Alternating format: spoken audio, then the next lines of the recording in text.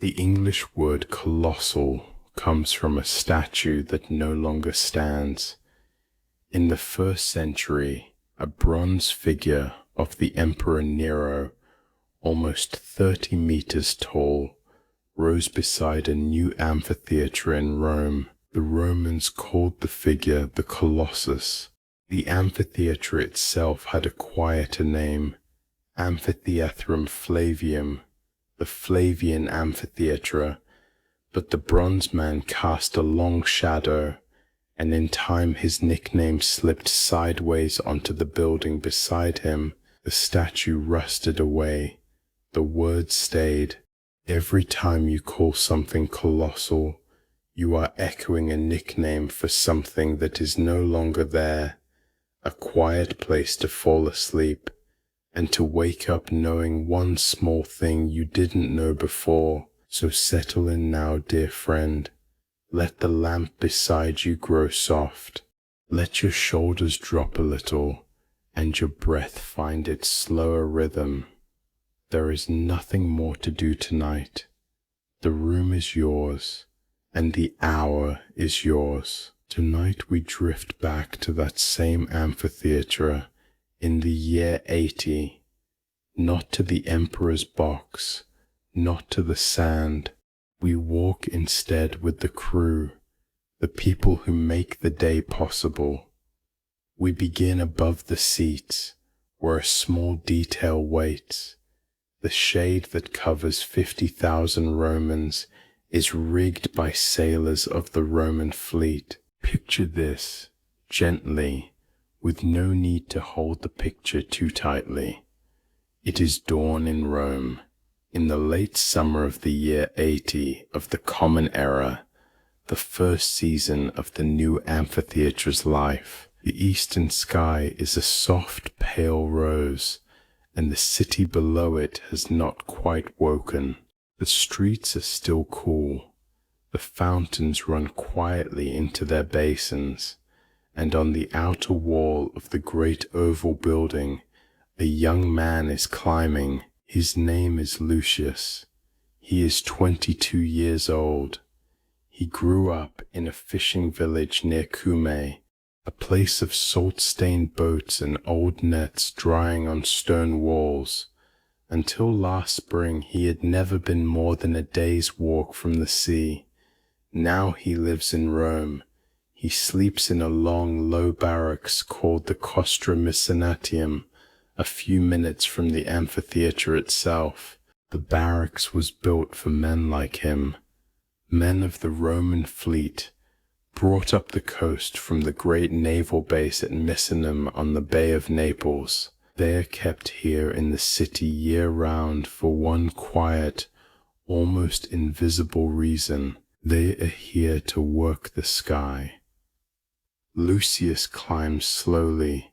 The pole he climbs is a wooden mast, tall as a small ship's mast, fixed upright in a stone socket at the top of the outer wall.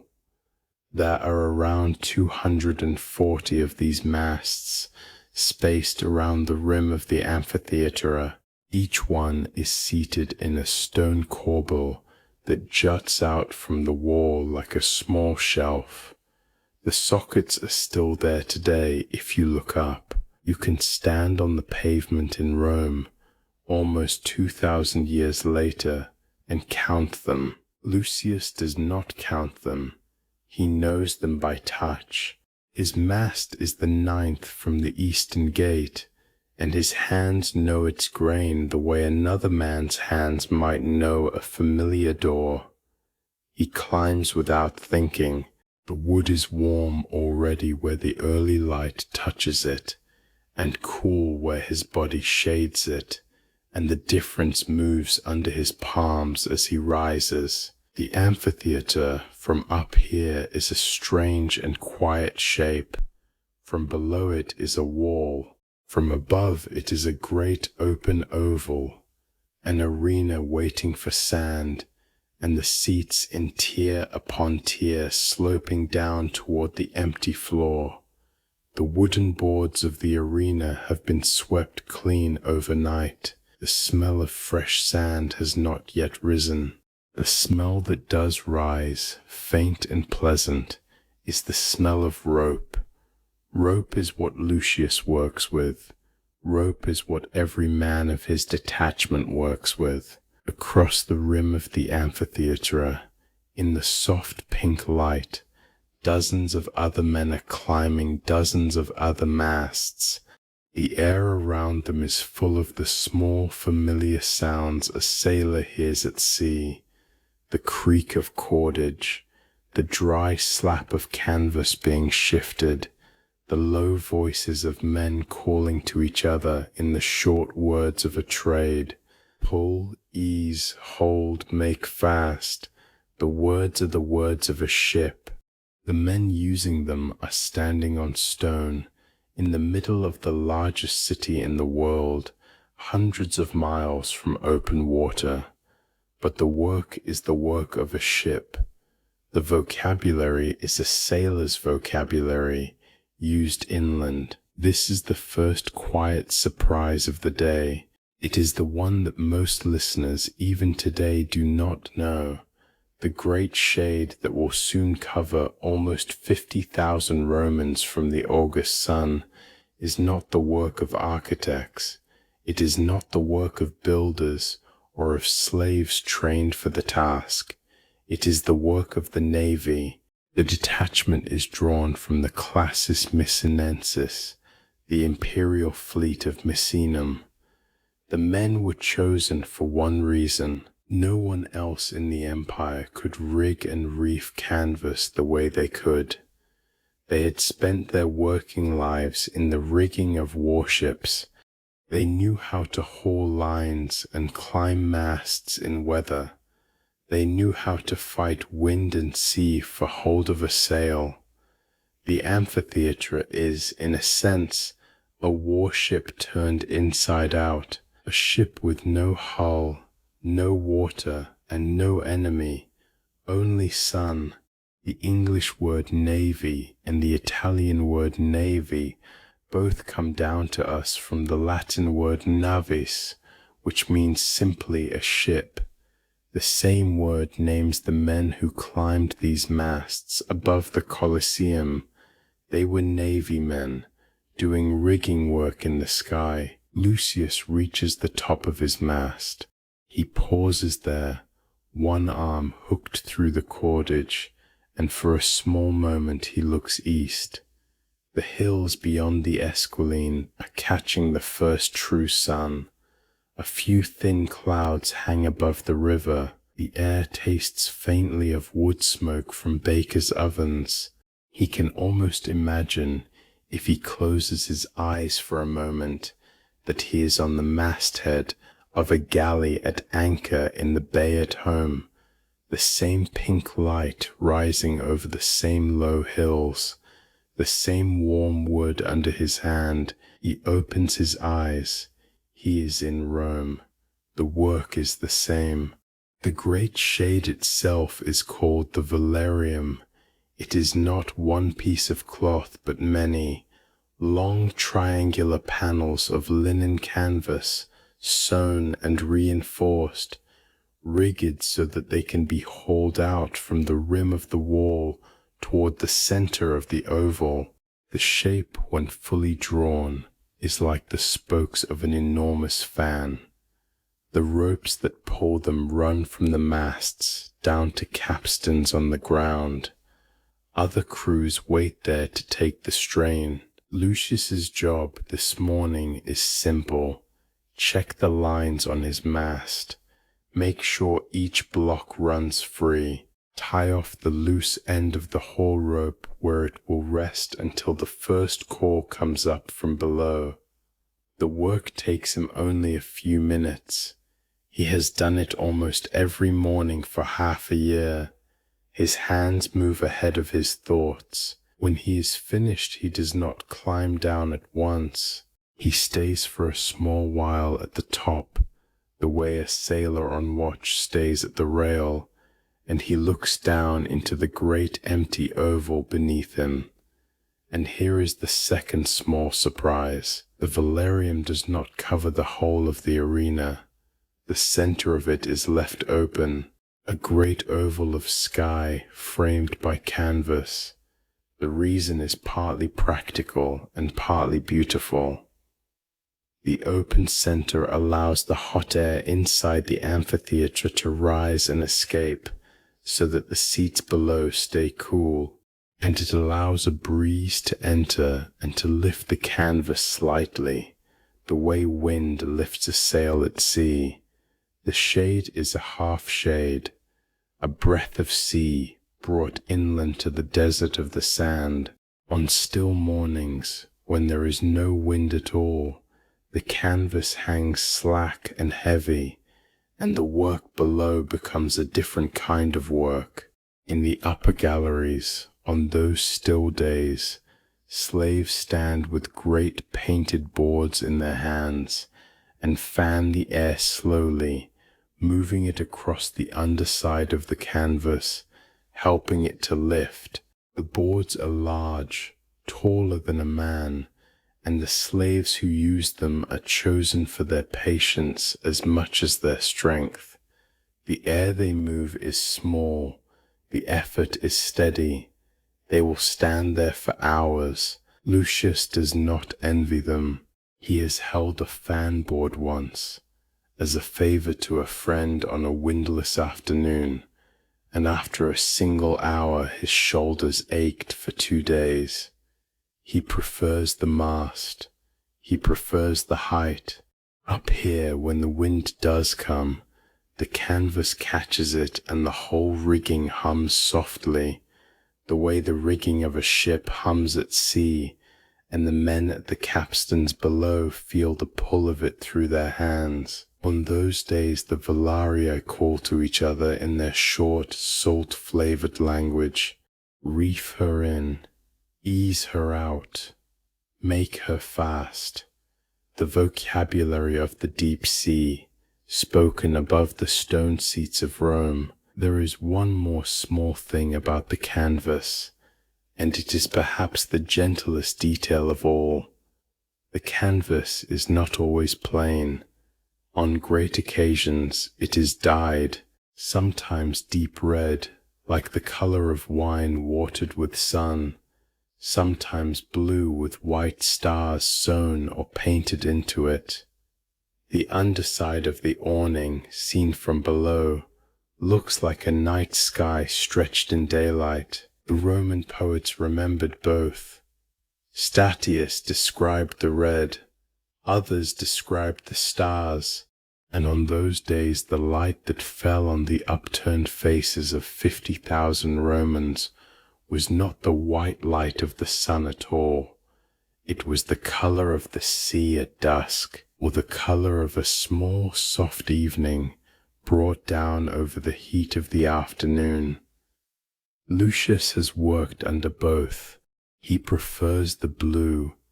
Under the blue with the small painted stars, the sand below seems further away. The noise of the crowd seems softer. The long hours of the games seem less like a single hard task, more like a slow drifting at anchor. He has said so once or twice quietly to the older men in the barracks. The older men only smiled.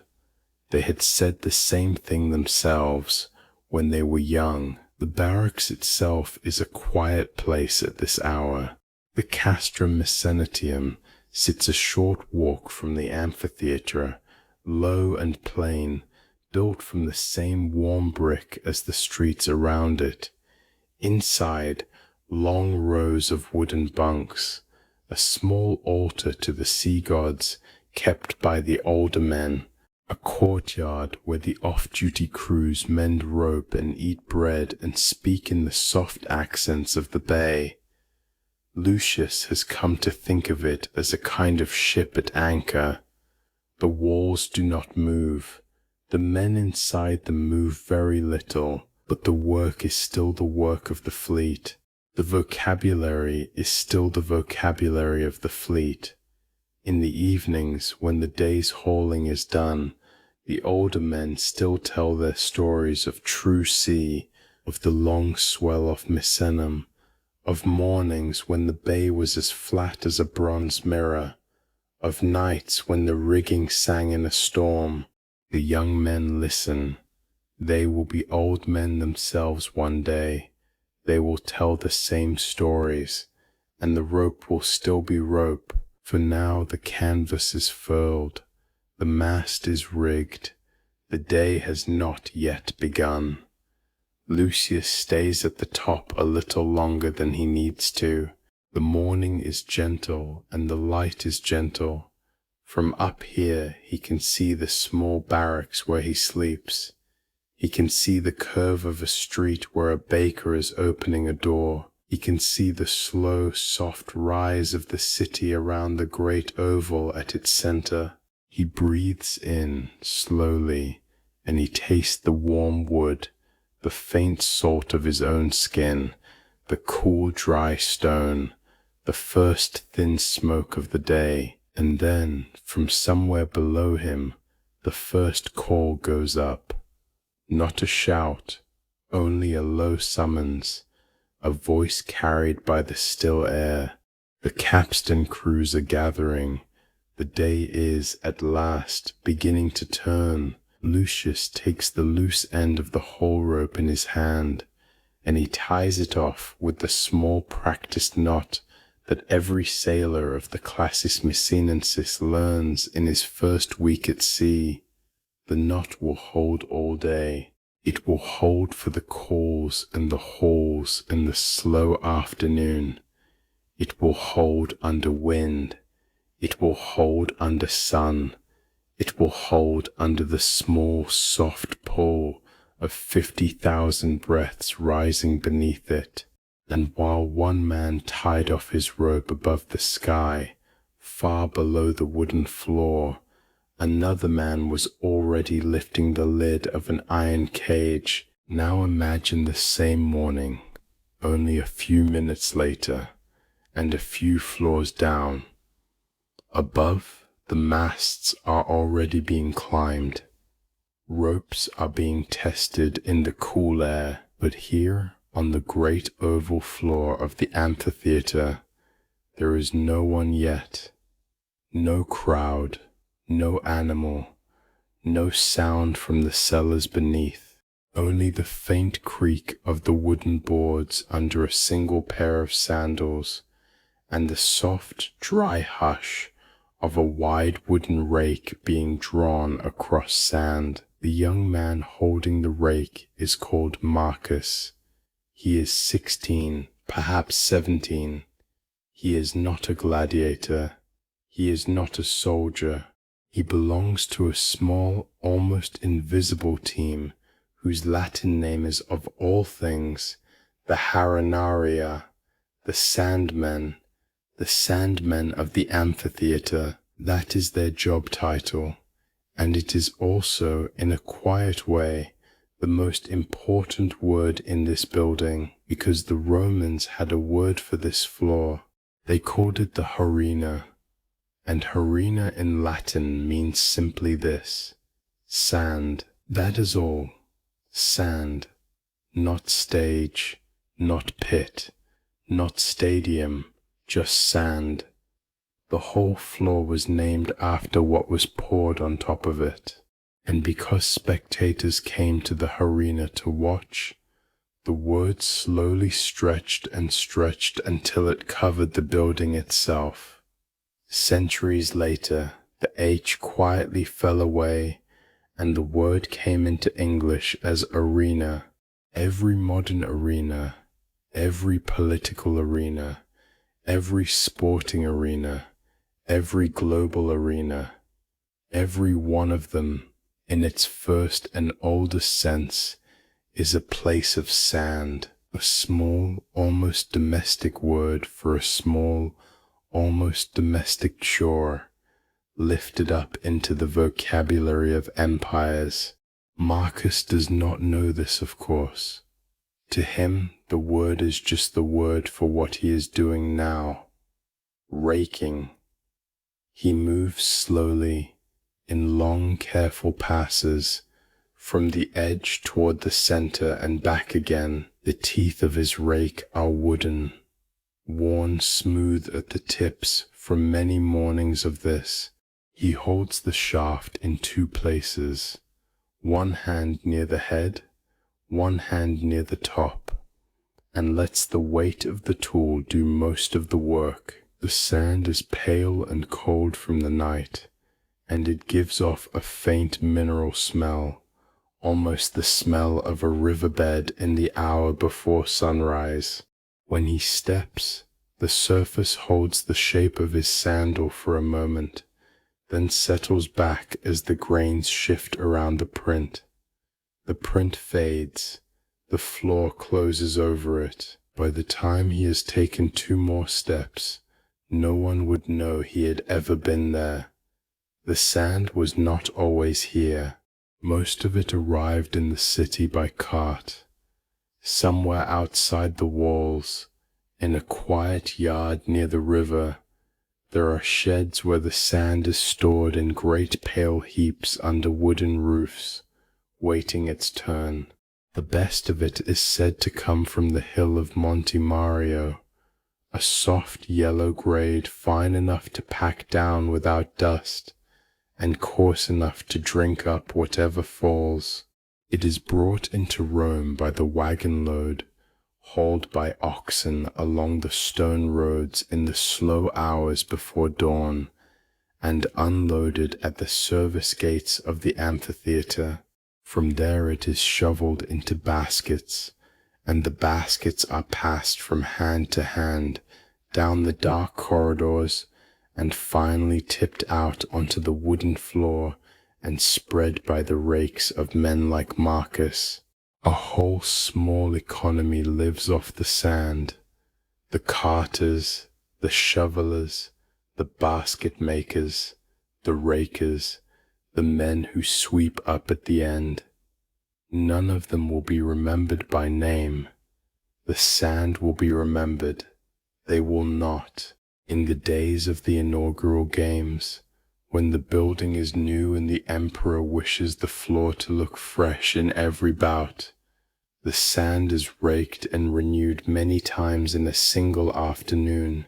A team waits in the shadows of the tunnels with brooms and baskets, ready to slip out between acts and tidy the surface like servants tidying a table between courses. The sand is the linen of this house. It is changed because it must be changed. Marcus pauses at the center of the floor. He rests the rake against his shoulder for a moment and looks up. The oval of sky above is still grey, but warming. The masts at the top of the outer wall are dark lines now, and on some of them very small. He can see the shapes of men. The sailors are at work above the sky. He, the Sandman, is at work below it.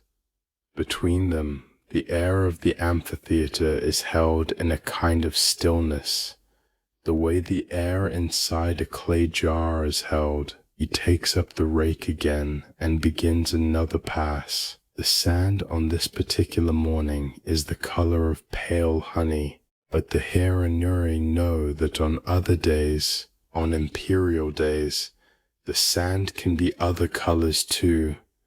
The ancient writers, quiet voices like Statius, like Calpurnius Siculus, remember sand mixed with the dust of bright minerals.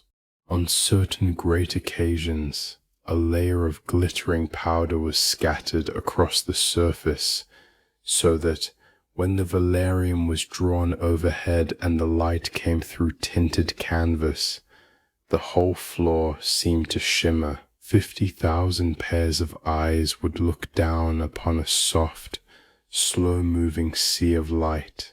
The poets called it a floor of stars, and on other days the sand was tinted red, not bright red, not the red of paint, but a deep, dusty red, the color of dried iron. The reason was practical. By the late afternoon, the sand near the center would be darkened by what had fallen on it, and a red-tinted base helped to soften that change, to keep the floor looking even from the upper tiers, a small kindness in its way, a piece of stagecraft designed so that the eye at the top of the gallery did not have to register too clearly what the eye at the front already knew. Marcus has never raked the silver sand himself. He has only heard the older men talk about it. Once an old Herennius told him that on a single day of the inaugural games, the floor had been changed 3 times before noon, once plain, once red, once strewn with the silver dust, and that by the 3rd change his hands had been so dry from the work that they cracked at the knuckles. The story stayed with Marcus. He thinks of it now as he rakes, opening and closing his free hand inside the long sleeve of his tunic, feeling the small dryness already gathering in the skin. Underneath this floor, under the sand, there is wood. He sometimes forgets this.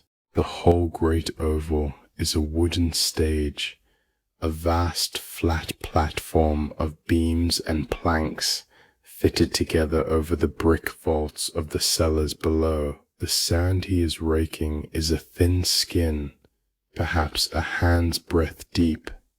No more. If you scraped down with a fingernail, you would meet the boards almost at once. The Colosseum's iconic floor, the floor that will be remembered for 2,000 years, the floor that becomes a metaphor in 100 languages, is in truth a layer of beach laid over a stage, and the stage moves. The wood is built around trapdoors and lifting frames, fitted to the great hypogeum below. Pieces of the floor can be opened and closed, whole sections can slide. The sand cooperates with this in its quiet way. When a panel is lifted, the sand around it shifts, parts, settles. When the panel is replaced, a sandman comes out with a rake and smooths the seam shut again, so that within a minute or 2 the floor looks unbroken, as if nothing had ever opened beneath it. Marcus has been told to think of the floor as one thing, even though it is 2. The sand is what the crowd sees. The wood is what the crowd forgets. His job is to make the sand look like the whole world, while the world below it goes about its quieter business. He walks now toward the eastern edge, where the long shadow of the wall still lies across the floor. The sand here is colder. He rakes it once, twice, then turns and walks back. The pattern he is leaving behind is faint but careful. Long parallel lines, almost the look of a small field being prepared for planting. He has been taught that the lines should always run from one short axis to the other, never across, because that is how the eye reads the floor most calmly from the highest seats.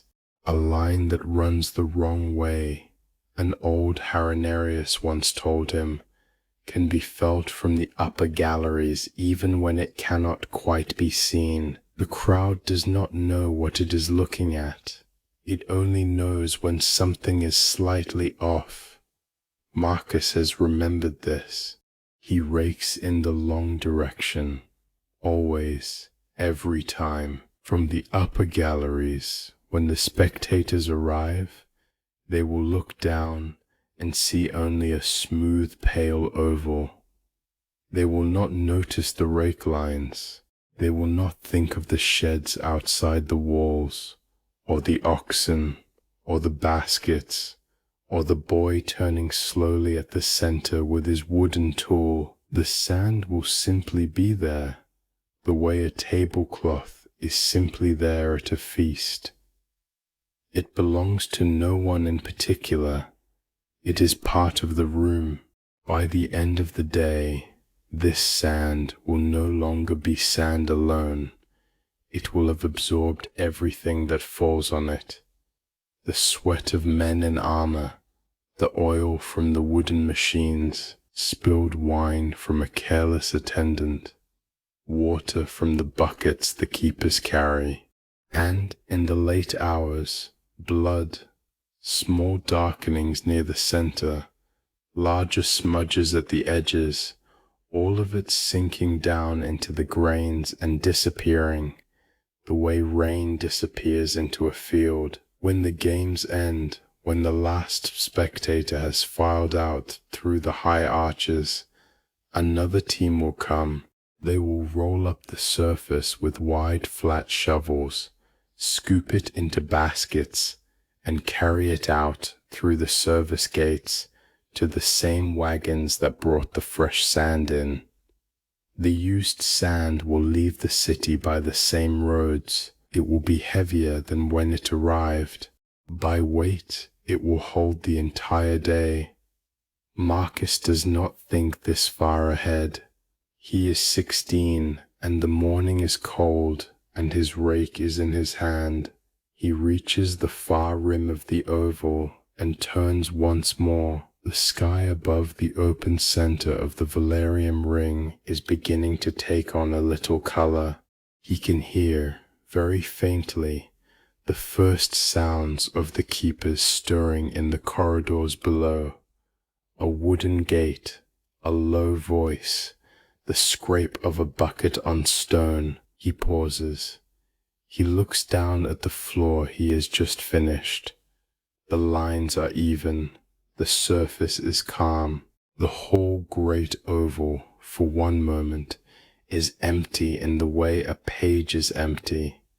Nothing has yet been written on it, and while the rake passed over the empty floor, 10 meters below in the lamp-lit dark, the day was already underway. 10 meters below the wooden floor, the day was already underway. The light here was not the light of dawn. It was lamplight, small flames in clay dishes, hung from iron hooks, set into niches along the brick. Each lamp threw a circle of soft yellow onto a low vaulted ceiling. Between the circles, the dark held its shape. The flames did not flicker much. The air down here moved slowly, and so the light was steady, a row of small still suns going away into the dark in both directions. Where a lamp sat close to the wall, you could see the brick clearly. You could see the thin lines of old mortar, the pale bloom of salt where damp had risen, the soot that years of lamps had laid in a soft black smudge above each niche. The brick had a warmth to it in that light, a color somewhere between rust and honey, though the brick itself was cold to the touch. The air was cooler than above. It smelled of oil, and of damp stone, and of straw, and of the breath of animals that had been here for days. It smelled faintly of the sea, because the brick of the lower walls had been laid over older drainage channels that still carried water out toward the river. There was iron in the smell too, and old rope, and the sweat of men who worked close together. The hypogeum was a building below a building, a second city, narrower and lower, that mirrored the oval above. A man named Sextus stood at the foot of one of the great wooden capstans.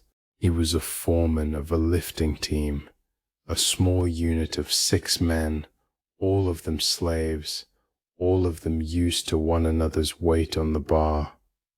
Sextus was perhaps 30. His shoulders were heavy in the way that shoulders become heavy when they have spent 10 years pushing the same shape of wood through the same circle in the air. He carried a short length of rope at his belt. He carried very little else. He had woken before the others, as he always did. In the dark of his sleeping place he had listened for a moment to the building above him, the faint scrape of the rake, the murmur of the first arrivals, the small settling of a structure that held the weight of a hill. Then he had come down. He liked the first hour before the corridors filled. He liked the quiet that was not quite quiet, the lamps already lit by the keepers, the animals still half asleep. He moved through it slowly, touching a wall here, a beam there, the way a man checks a house he has lived in all his life. The capstan in front of him reached 2 stories high.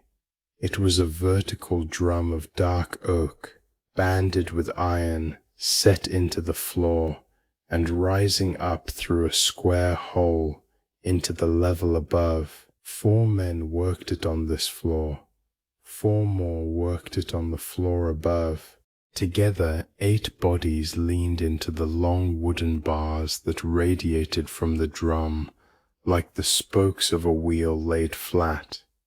When they walked, the drum turned. When the drum turned, somewhere along a corridor, a counterweight of cut stone slid down a stone-lined shaft, and somewhere else a wooden platform rose toward the underside of the floor. There were many such capstans. The archaeologists who would walk this floor 2,000 years later, when the wooden floor above was long gone and the hypogeum lay open to the sky, would identify the cuts and grooves of around 60 of them at the height of the building's working life. Around 40 of those 60 raised cages of animals, the other 20 raised scenery, and around the rim of the arena, set into the outer wall of the hypogeum, the same patient archaeologists would trace the footprints of around 28 smaller lifts, platforms perhaps 3 feet square, each one rigged through its own small system of cables, ramps and hoists, each one ending in a trapdoor cut into the wooden floor above. Sextus did not know any of this in numbers. He did not need to. He knew the count by the shape of his own week. He knew which lift was his, and he knew the 4 other foremen who worked the lifts nearest to his. He knew the sound of each capstan turning, the deeper groan of the older drums, the lighter creak of the ones whose ropes had been replaced last winter. He could close his eyes in the dark of the corridor and tell which of his neighbors was running just by listening to the wood.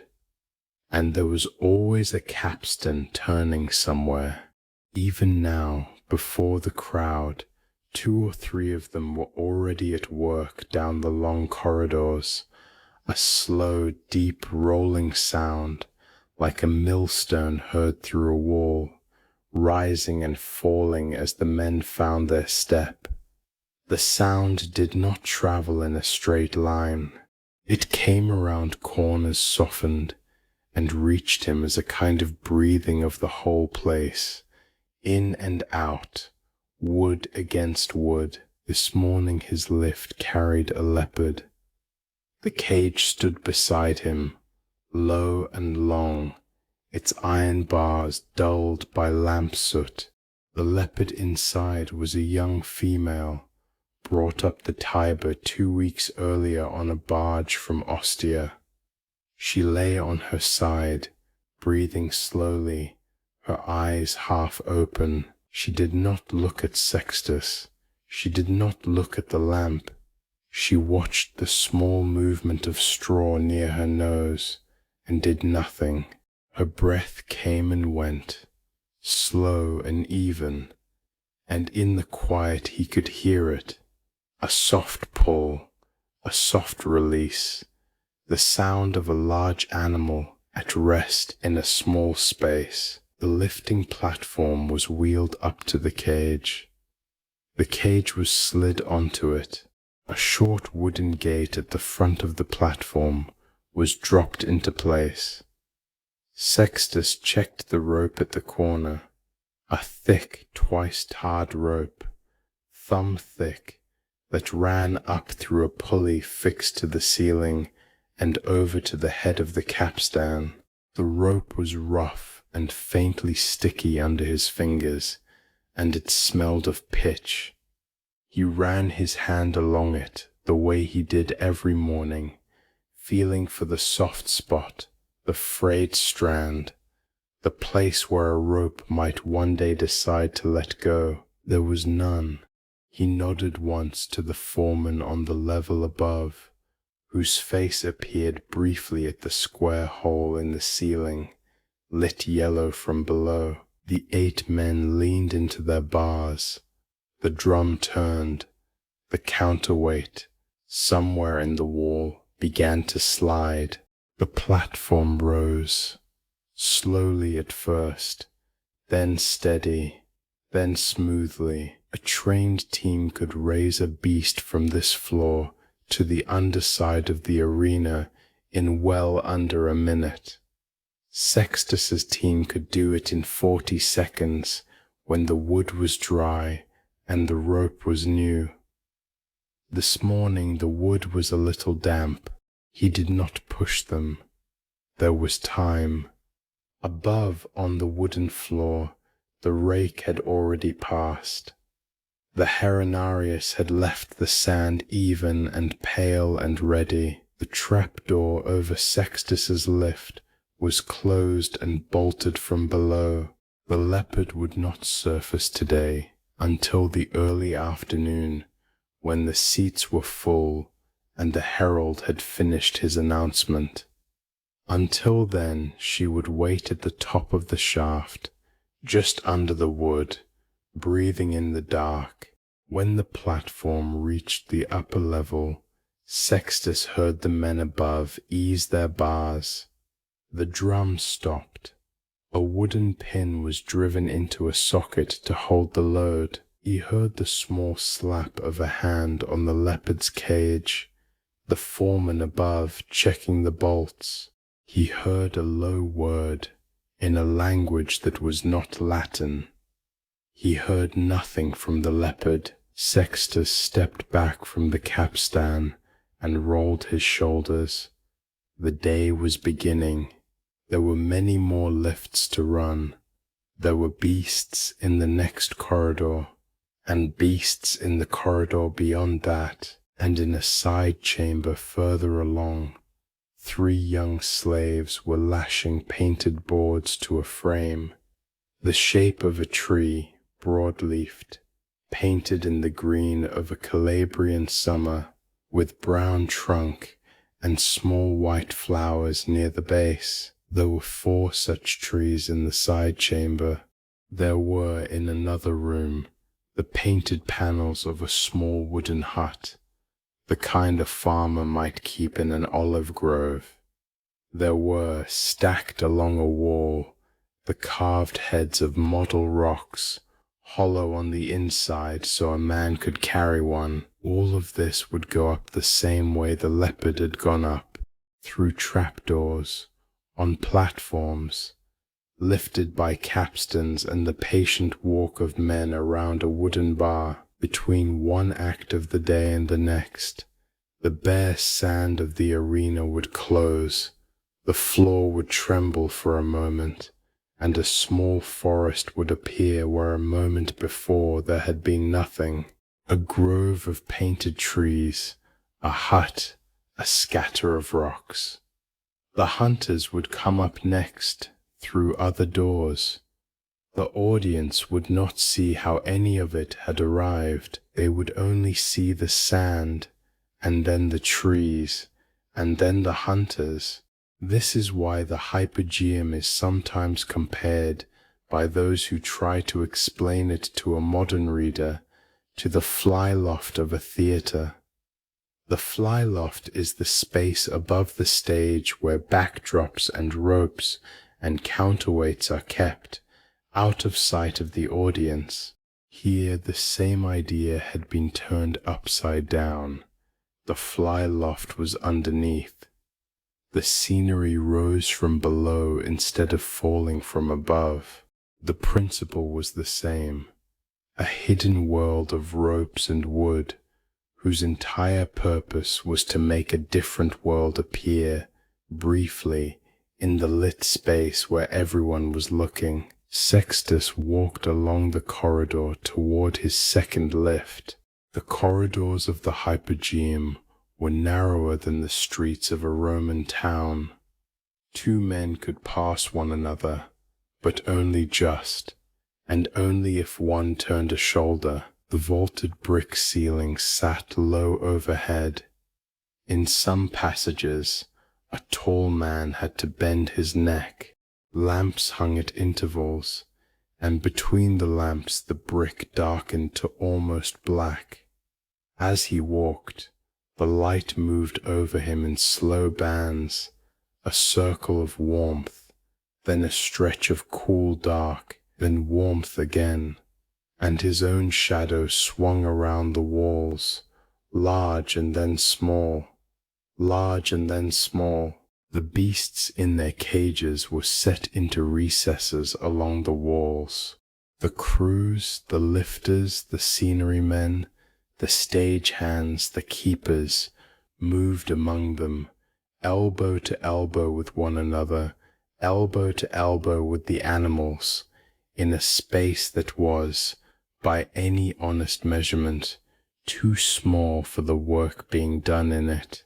And yet the work happened every day without collision. Each man knew his lift. Each lift knew its trapdoor. Each trapdoor had its hour.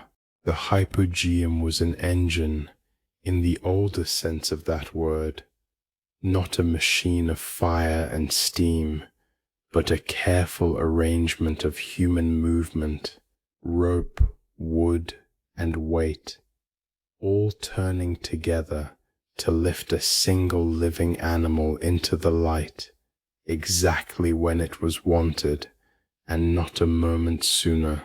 Somewhere far above, the velarium creaked as the morning wind shifted in the open oval of its center. Somewhere, just above Sextus's head, a sandaled foot crossed the wooden floor. A worker, perhaps, checking a trapdoor from above, perhaps an attendant carrying a tray of small clay cups. The sound came down through the wood as a soft, slow drumbeat, and then was gone. Sextus did not look up. He had heard that sound 10,000 times. To him it was simply the sound of the floor being the floor. The daylight world walking over the lamplit one, neither aware of how close it stood to the other. Sextus reached his second lift.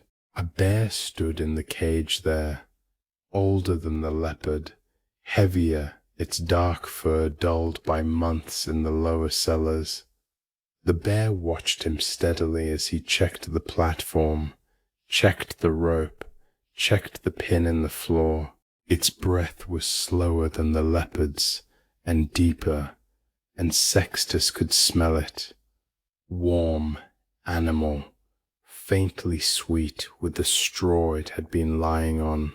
He laid one hand on the cage briefly, not as a comfort, only as a habit, the way a sailor might lay a hand on the rail of a ship he has worked for years. The bear did not move. In the next corridor, someone laughed once, a short, low sound, then quiet again, then the slow turning of another capstan, somewhere out of sight, and the small, steady creak of a platform rising in its shaft. The lamps burned. The brick held its damp. The sand above lay smooth and unmarked, waiting. And so, while the engine of the day turned in the dark, the seats above began, slowly, to fill. The late morning sun has lifted clear of the rooftops now. It falls on the outer wall of the amphitheatre in a long, slow band of honey-coloured light.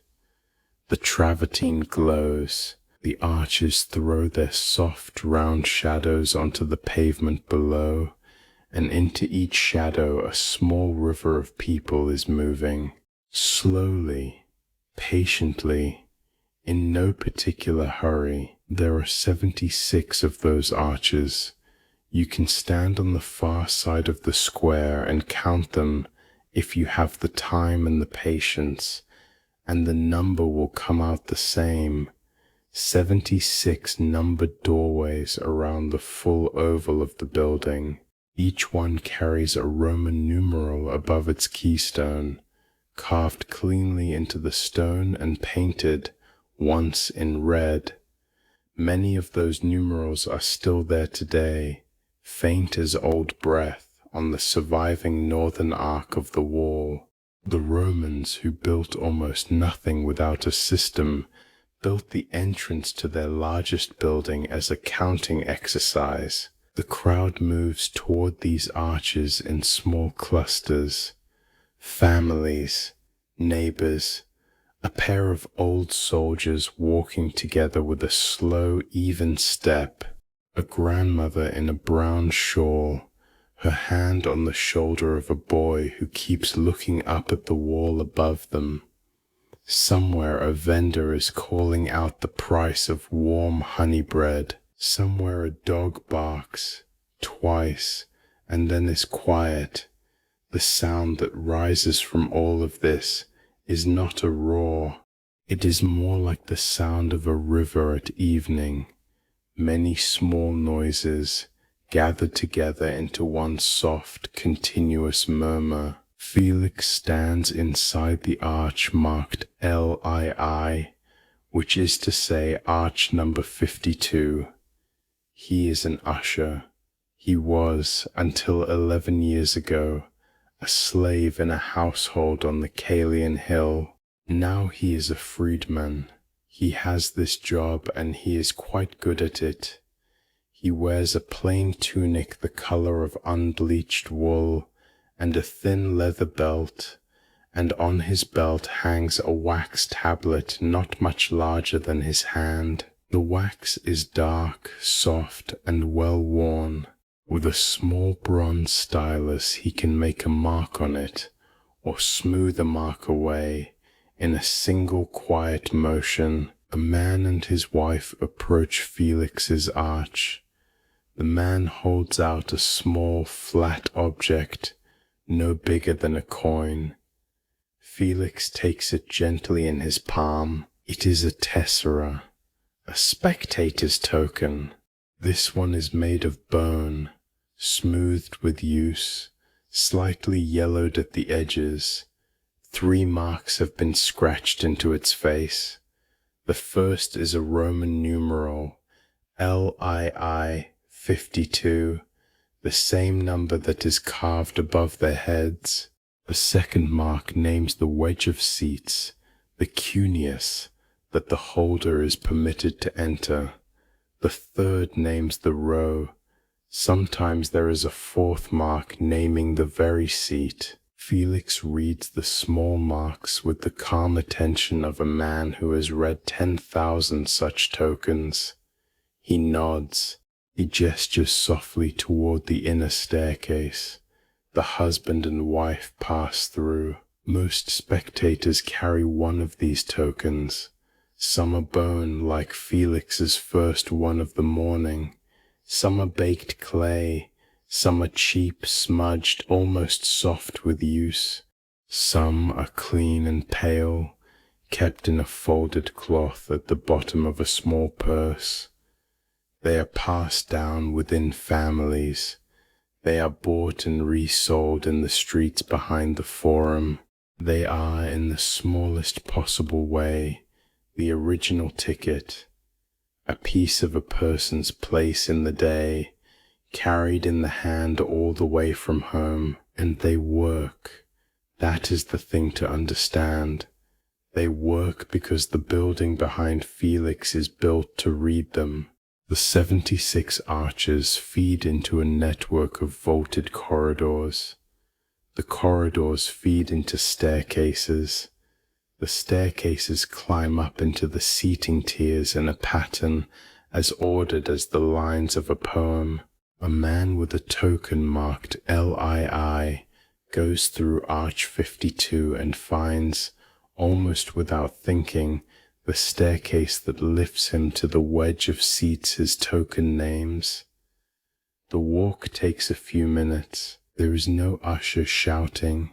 There is no map nailed to a post. The architecture itself is the map. And because the architecture is the map, the building can fill itself. 50,000 people, give or take, can walk through these arches and find their places in something close to half an hour. And this is the part the engineers cared about most. The building can empty itself, when the day is done, in roughly 15 minutes. The corridors that bring the crowd in are the same corridors that pour the crowd out. Those pouring out corridors have a name. The Romans called them vomitoria. A single one, a vomitorium. It is a word that has caused in later centuries a great deal of confusion. People have imagined whole rooms set aside in Roman houses for the bringing up of dinner. They have pictured small tiled chambers near the dining hall. Such rooms did not exist. The word is not a culinary word at all. The word is an engineering word. It comes from the Latin verb vermere, which means simply to pour out, to spew forth, to release in a sudden gush. A river vomits its water into the sea. A spring vomits clean water from a hillside. And a great oval theatre, when its day is done, vomits its crowd back into the streets of the city through these wide, steady passageways. The vomitorium is the gentlest possible piece of plumbing for people. The metaphor was the architect's first. The medical sense came later, much later, and is in a way a borrowing back. The word that belonged to the building was lent to the body. Today the building is the older meaning by far. The body borrowed it. There is a small pleasure in this if you let yourself feel it. The word that sounds rude is, in fact, a piece of careful Roman engineering vocabulary. It describes the gentle release of a great crowd through stone passageways at the end of an afternoon. Not a violent thing, a planned thing, a poured thing. Felix, of course, does not stop to think about etymology. He has another token in his hand. This one belongs to a young woman in a dark green pallor, the long shawl drawn high over her hair. Her token is marked very high, far up, near the top of the building, on the wooden benches under the velarium. She is, the token says, to climb almost all the way to the sky. This is not unkindness. This is law. Long before this building was finished, under the first Emperor Augustus, a law was passed about who sat where in the public spectacles of Rome. The law had a long name, the Lex Iulia Theatralis, and it sorted the audience by status into broad tiers. At the very front, on the lowest level, sat the senators of Rome. Their seats were marble. They were closest to the sand. Behind them, In the next 14 rows sat the equestrians, the knights, the men of property whose senses stood high enough to wear the narrow purple stripe. Above the equestrians came the ordinary male citizens of Rome, the plebeians, dressed in their togas, and above the plebeians, on the very highest tier, on wooden benches under the broad cloth shade, sat the women, and the foreign visitors, and the poor. The Vestals had their own honored place near the front. The imperial family had its own box. Apart from these few exceptions, the sorting was strict. A woman did not sit beside her husband during the games. She climbed past his row. She climbed past the row above his. She kept climbing until she reached the wooden benches under the velarium, where the light fell red through the great canvas, and the city of Rome spread out small below her. The sorting was not custom, it was statute. The architecture obeyed the law obeyed an idea, that a Roman crowd gathered in one place should be a visible diagram of Roman society. From the emperor's box looking up, you would see your city laid out in its proper order, the marble at your feet, the narrow purple stripes of the equestrians just behind, the plain togas of the citizens in the middle, the colored shawls of the women, small and far away, beneath the breathing edge of the awning. A whole city sorted into rings, sitting still in the late morning light. The young woman in the green palla climbs. Felix watches her go. He has seen this climb 10,000 times too. By now Arch 52 is steady with traffic.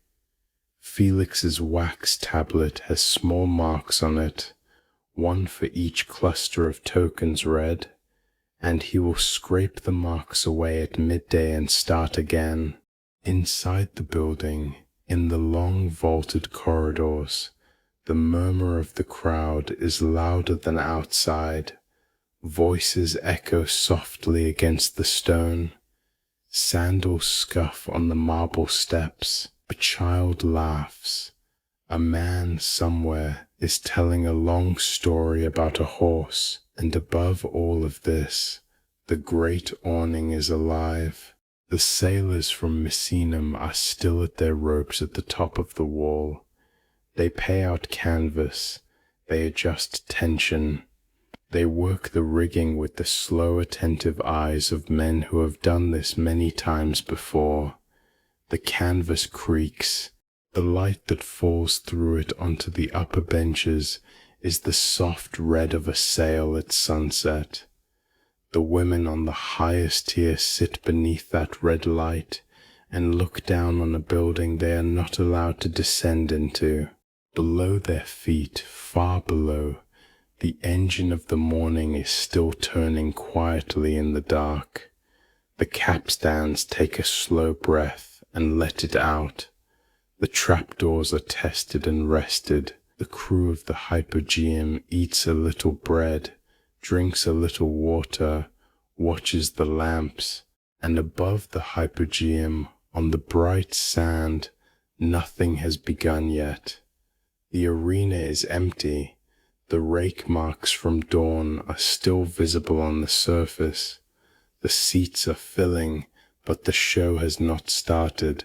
There is a long, breath-held moment, common to every great gathering, in which the building is full of people, but the day has not yet quite begun. Felix glances up at the curve of the wall above him. He cannot see the highest tier from here.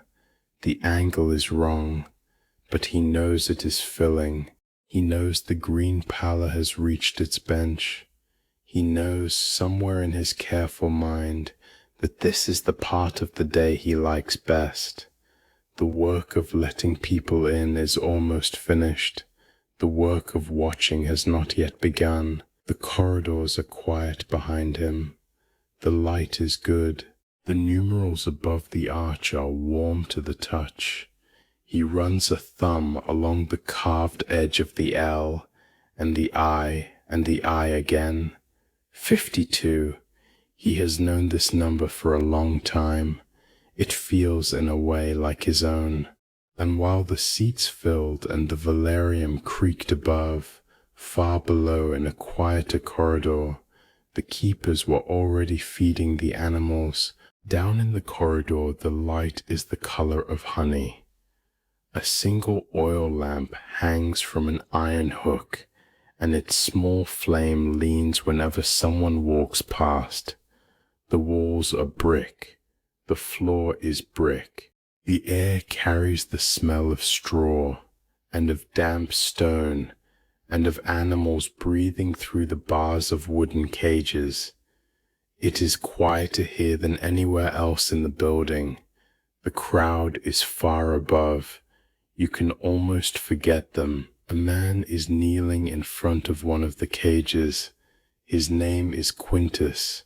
He is from a small town on the coast of North Africa, a place of white walls and dust and lemon trees. He has been a lion keeper for almost 20 years. He is no longer young. His hands are slow and certain and clean. In one hand he holds a wooden bowl, in the other the rim of a clay jar. He tips the jar gently. Water moves into the bowl without splashing. Inside the cage, a lioness watches him. She does not pace. She has done her pacing in the night, and now she is still. Her shoulders are broad and her ribs show a little, because the journey from the coast was long. Quintus slides the bowl under the lowest bar, where the wood has been worn smooth by other bowls before this one. The lioness lowers her head. She drinks. Quintus does not speak. He has learned over the years that animals brought from far away are calmed less by voices, and more by the simple repetition of small acts. Water in the morning, straw before night, the same hands in the same order day after day. It is a kind of language without words, and the lioness has begun, after many weeks, to understand it. Around them the corridor curves away into the dark. There are other cages and other keepers kneeling in front of other animals. Somewhere out of sight, a leopard breathes. Somewhere else, a bear shifts its weight, and the straw rustles. A bird hooded makes one small sound and then no more. The lift shafts wait further along. They are dark wooden columns. They rise up toward the wooden floor of the arena above. In a few hours, the day's first roar will come down through those boards. It will sound soft and blurred, like surf on a beach heard from inside a house. For now, though it is morning, the work of feeding has begun. The animals in these cellars have come from places Quintus has never seen, and from places he has.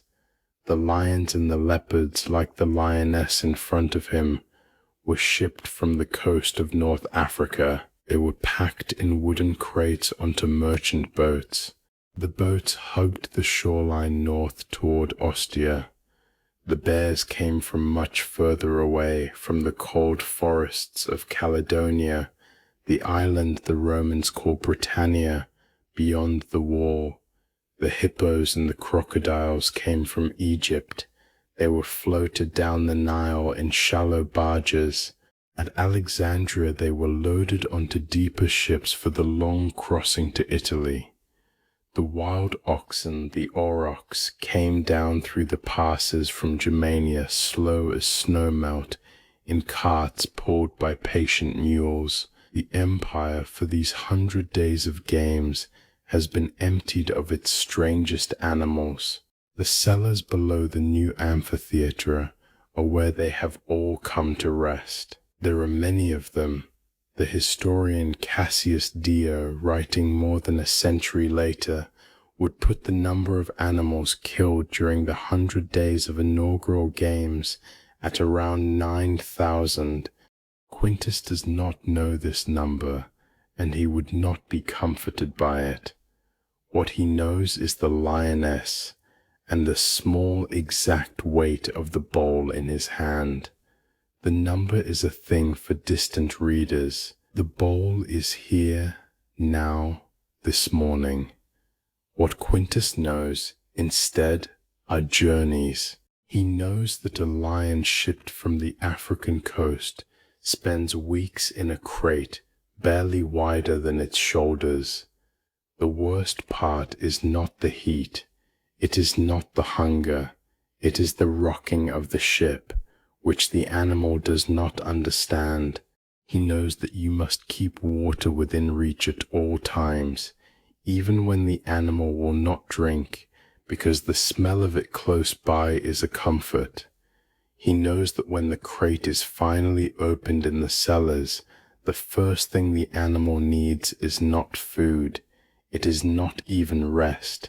It is a corner, a cage with a corner, into which it can press its body and feel two walls instead of none. He knows too the small daily medicine of the keeper's trade, a handful of bruised olive leaves soaked in water to ease a sore eye, a paste of crushed garlic and old wine smeared on a torn paw with a wooden stick at arm's length, a pinch of salt in the drinking bowl on the days when an animal grows listless.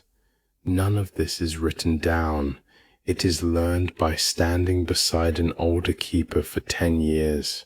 You watch what he does with his hands. Then you stand alone for another 10 years, and you remember. He slides the empty bowl back out from under the bar. He stands. His knees crack softly, and he smiles at himself, because he is old enough now that his body has begun to make small sounds when he moves. The lioness watches him stand. Her eyes are the color of weak tea. He bows his head to her just slightly, the way he was taught to bow his head to lions when he was a boy. Then he walks on. The corridor curves.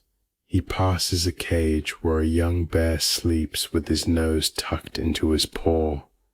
In the next cage, 2 leopards lie pressed against each other for warmth. In the cage beyond, a single very old monkey sits upright. He looks at Quintus with the calm of someone who has seen this exact morning many times before.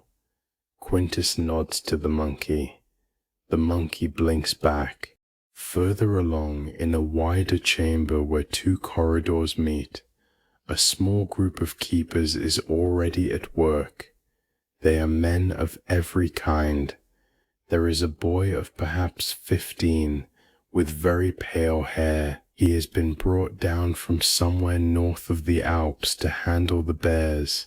The bears, he says, remember the smell of pine.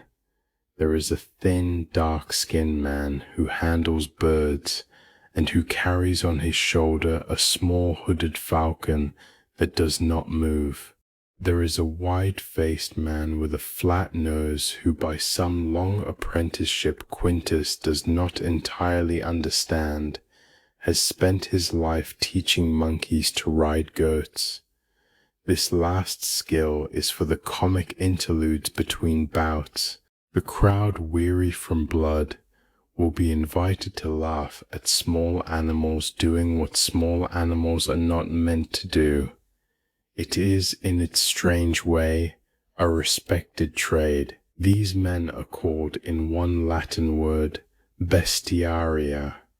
They are called in another, venatores. The 2 words are not quite the same. A bestiarius cares for the beasts. A venator hunts them on the sand in front of the crowd. Many of these men do both. Some only one, some, like Quintus, are only ever in the corridors, and have never stood in the open arena in their lives, and prefer it that way. They are the quiet end of the trade. The crowd does not know their names. The crowd does not know there are names to know. Quintus stops at a low stone bench and sits for a moment. The wide-faced man passes him a small loaf of bread, broken in half, and a clay cup of watered wine. They eat in silence. From a corridor further off comes a sound, deep and low. It is almost a sigh. It is almost a rumble.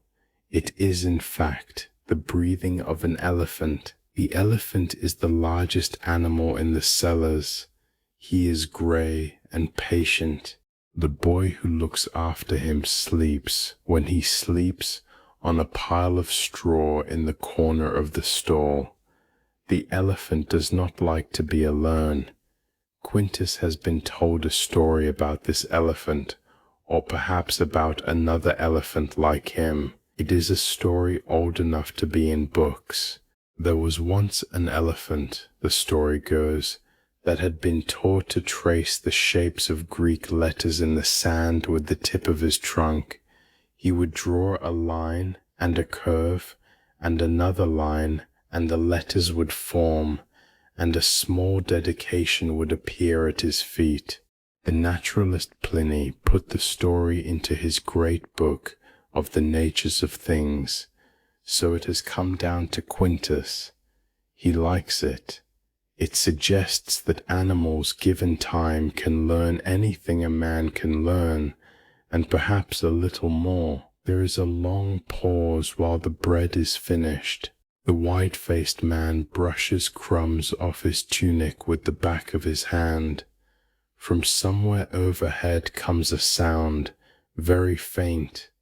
It is the first ushers moving through the upper galleries, a soft and distant patter, like rain on a roof 3 streets away. The corridor lamps lean once, all together, as a draught moves through the cellars, then steady again. The straw on the floor smells, this morning, less of animals and more of the field it came from. Somewhere outside Rome, a small farm, a slow donkey, a man with a scythe who has no idea where his straw will end up. Whether the elephant in the corridor below can do this, Quintus does not know. He has not asked. The boy who sleeps with him has not said. It is enough in the cellar morning to listen to the great slow breathing. He feels in the bricks beneath his feet the small vibration of a body so large that it cannot quite be still. Quintus stands again. He gathers his empty bowl. He pours the last of his watered wine into the dust at the corner of the bench. It is the way men in his village have always poured the last drop, a small offering for the gods of small places. He walks back along the corridor toward his lioness. She is asleep now. The water in the bowl is gone. He picks the bowl up, very gently, and tucks it under his arm. He looks at her for a long moment. She is breathing slow, deep breaths, the way an animal breathes when it has at last decided to trust the place it has been brought to. He does not touch her. He has not touched her in all the week she has been here. Touch, between a man and a lion, is a thing that is asked for, not given. He waits to be asked. The corridor is quieter than it was. The keepers have moved on to other duties, other animals, other small repeating acts. Somewhere ahead, the corridor turns and rises by a few shallow steps, and ends at a low wooden door that opens onto the morning.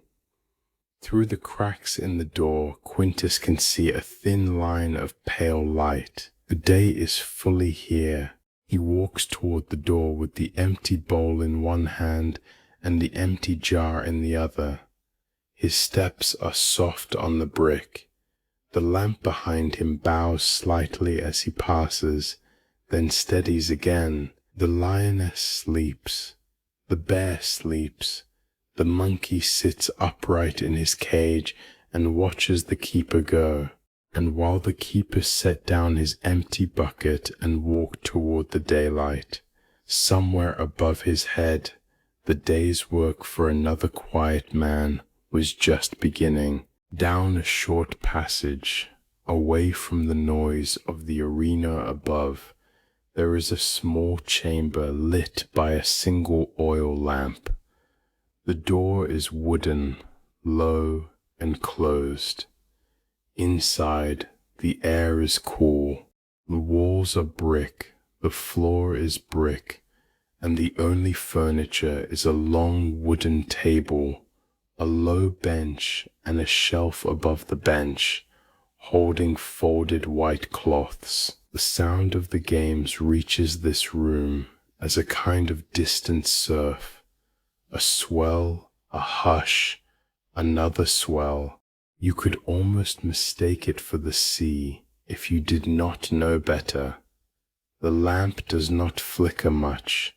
The room is too far inside the building for any real draught to find it. At the table, an older man stands with his back half turned. His name is Atticus. He has been at this work for more years than he likes to count, and his hands move now without thought, the way a baker's hands move over dough. He is folding a square of pale linen into thirds, then in half, then setting it down beside another folded square. Each cloth makes a small, soft sound as it is set down. Each sound is the same. Atticus is a libertinarius. The word is old, older than the building above his head, older than the city in its present form. Out in the streets of Rome, in the lanes that run down toward the river, other libertinagi are at this same hour walking quietly into other rooms, doing other small, careful tasks. They are the men who handle the city's dead, all of them, the rich in their houses on the Esquiline, the poor in their tenements near the warehouses. Here in the amphitheatre, his work is the same, only the venue is louder. The word he is called by comes from the name of a goddess, Libitina. She is not loud, this goddess. She has no great temple in the forum, no statue on a high column. Her grove sits on the Esquiline hill, a quiet wooded place, and at her grove the city keeps its register of the dead. Every Roman who dies in war or in bed, in the arena or in the kitchen, is written down there. A small fee is paid. A name is recorded. That is her work. She is the goddess of careful endings, and the men who serve her are called by her name, Libertinari, her servants, the ones who carry, who wash, who fold. Atticus does not think of any of this as he folds. He has heard it all his life. His father was a libertinarius. His father's father was a libertinarius. The word is simply the word for what he does. He was born in a small house on the lower slope of the Esquiline, not far from the grove itself. As a boy, he used to walk past the grove on his way to fetch water. The trees there were old, and the leaves moved in a slow, patient way, even when there was no wind anywhere else in the city. He remembers that, More than anything, the patience of those leaves. He learned the trade by watching. There were no lessons, only days. A folded cloth, a poured bowl, a step taken softly. By the time he was Gaius's age, his hands already knew what to do, and his mind had learned to be quiet while they did it. That, he thinks now, is the harder part, not the work, but the quiet around the work.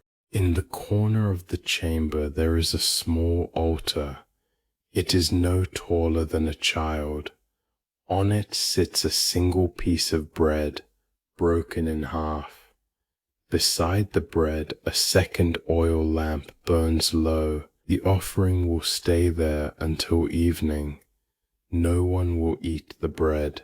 In the morning, a younger man will come and replace it with a fresh piece, and the old piece will be taken away and given to the dogs at the back gate. Atticus finishes the small stack of folded clothes and sets the last one on top. He counts them once, with his eyes, not his fingers. The number is right. He always knows the number before he counts. Near the door, a wooden box holds the small things. A jar of oil, a second jar of water, a bone comb, a cloth strip for binding the jaw, a few coins of low value, kept in case a body has none of its own. None of these things will be needed often today. Most of what passes through this door will be carried straight onward to the room called the Spoliarium, where other hands will do other quiet work. The Spoliarium is 2 short corridors away. Atticus knows the path without thinking, the way a man knows the path from his own bed to his own door. There the armor is set down. There the weapons are laid in a corner. There the body is washed, if there is time, and prepared for whatever comes next. For some, what comes next is a return to a household, a freedman's family, a lanista's school. For others, no one comes. For those, the city, through Libitina, sees to the rest. Atticus lifts the small stack of folded cloths and carries them slowly to the wooden box near the door. He sets them inside.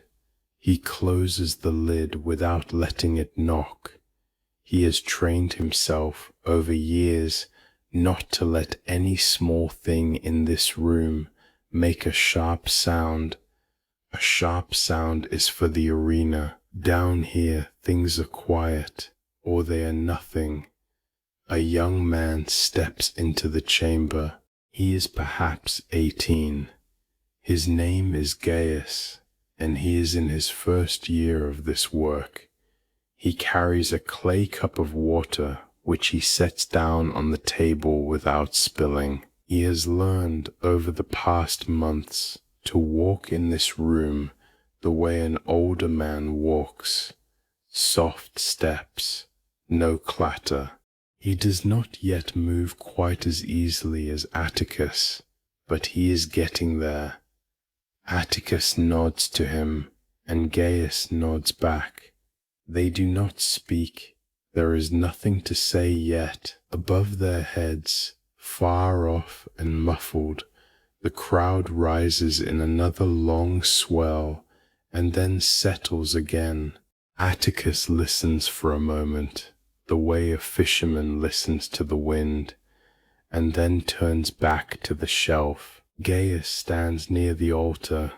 He looks at the bread for a moment, as he does every day, and then he looks away. He does not yet have his father's ease with these small rituals. He still feels the room. He still notices the cold of the brick under his sandals, and the small steady sound of the lamp. Outside, In a corridor somewhere above them, a capstan turns. The sound carries down through the stone, a low wooden creak, slow, the kind a ship makes when it shifts at anchor. Atticus has been told more than once that the men who turn those capstans are also the men who climb the masts of the great awning at dawn, sailors working a building. He has never seen any of them at their work. He only hears them sometimes through the stone. The smell in the chamber is mostly damp brick, faint oil, and the dry warmth of clean linen. It is not an unpleasant smell. It is almost the smell of a country house at the end of summer. Stone that has cooled overnight. Lamps trimmed for evening. Atticus has come, slowly, to like it. He thinks, sometimes, of the men who built these lower rooms. The brickwork is good. The arches are even. Whoever set these vaults set them with care, knowing that almost no one would ever see them. That, too, is a kind of quiet work. He feels a small kinship with those long-gone hands. Every time he looks at the line where one course of brick meets the next, he takes a small bronze bowl from the shelf and sets it beside the table. He pours a thin layer of water into it, no more than a thumb's depth. He pours a little oil onto the surface of the water. The two do not mix. The oil makes a thin shining film. He does this every afternoon before the door at the end of the corridor is unbarred. It is not a prayer in any formal sense. It is just something he has always done. Gaius watches, as he always does, and then he steps to the shelf himself and takes down another folded cloth. He brings it to the table and lays it beside the bowl. The cloth is white. The bowl is bronze. The lamp behind them moves a little on the wall, and their two shadows move with it, almost touching. From the corridor outside, there comes a soft knock. 2 short taps, the agreed signal. Atticus does not look up. He simply nods once to Gaius, and Gaius walks to the door and opens it inward without sound. Beyond the door, the corridor is dim. A man stands there with a hand lamp. He says nothing. He waits. Atticus picks up the folded cloth and the small bronze bowl. He carries both, one in each hand, with the care of a man carrying something hot. Gaius takes a second cloth from the shelf and follows him. They cross the threshold together. The corridor outside is narrow and low. The lamp catches on the brick walls the way it has caught, all evening and all afternoon, on every wall in this building, a soft warm patch sliding along the stone. They walk slowly. There is no need to hurry. The spoliarium is only a short way ahead, and the work that waits for them there is work that does not benefit from haste. At the end of the corridor, the man with the hand lamp turns and leads them through a low arch. The room beyond is larger than the chamber they have just left, and almost as quiet. A long table runs down the center of it. The lamps here are kept trimmed low. 3 other men are already at work, moving without speaking. One folds armor into a wooden crate. One sets a sword onto a rack. One stands beside the table with a cloth in his hand, waiting. Atticus sets down his bowl and his folded cloth at the far end of the table. He does not look up. He does not look around. He simply begins. The work is done in near silence. Cloth, water, oil, hands. The same small motions he has done 1,000 times. Gaius works beside him, and he has begun to learn the rhythm too. The men at the other end of the table do not interrupt. Each man knows what is his to do. Outside, in the great oval above them, the day's games are still in progress, but the sound has thinned. Late afternoon has come, and the velarium has shifted, and the swells of the crowd are spaced further apart. Down here, it is barely noticeable. Down here, the loudest sound is still the low creak of the lamps, and the small wet sound of a cloth being wrung out. When the work is done, Atticus rinses his hands in the bowl. Gaius does the same. They wipe their hands on a clean cloth and fold the cloth carefully, as they fold everything. They take up the empty bowl and the used linen, and they walk back along the corridor the way they came. At the door of the small chamber, Atticus pauses for a moment and looks back along the corridor, not at the spoliarium, but at the patch of lamplight on the wall, the warm, slow patch that has been there as long as he has been doing this work. Then he steps inside, and Gaius follows him, and the wooden door is set back into its frame. And so, as the door closed quietly behind them, the long sloping afternoon light fell across the empty galleries above. The light in the upper corridor is the color of weak honey. It comes through a single arch at the far end, slants across the worn marble, and stops on the wall just short of the next arch, a pale band, gold at the edges, deepening toward rose where it meets the stone. There is no one in this passage now. Beyond the arch, the distant murmur of the crowd rises and falls, gentle as breath against a window. A few dust motes turn slowly in the slanting light. The marble underfoot is smooth, polished by the day's many sandals. Earlier this corridor was full. Voices, laughter, the small sounds of cups and cloth, and the rustle of clean tunics. Now it holds only the light, and the soft warm air left behind by 1,000 bodies that have moved on. The wall keeps the heat of the afternoon.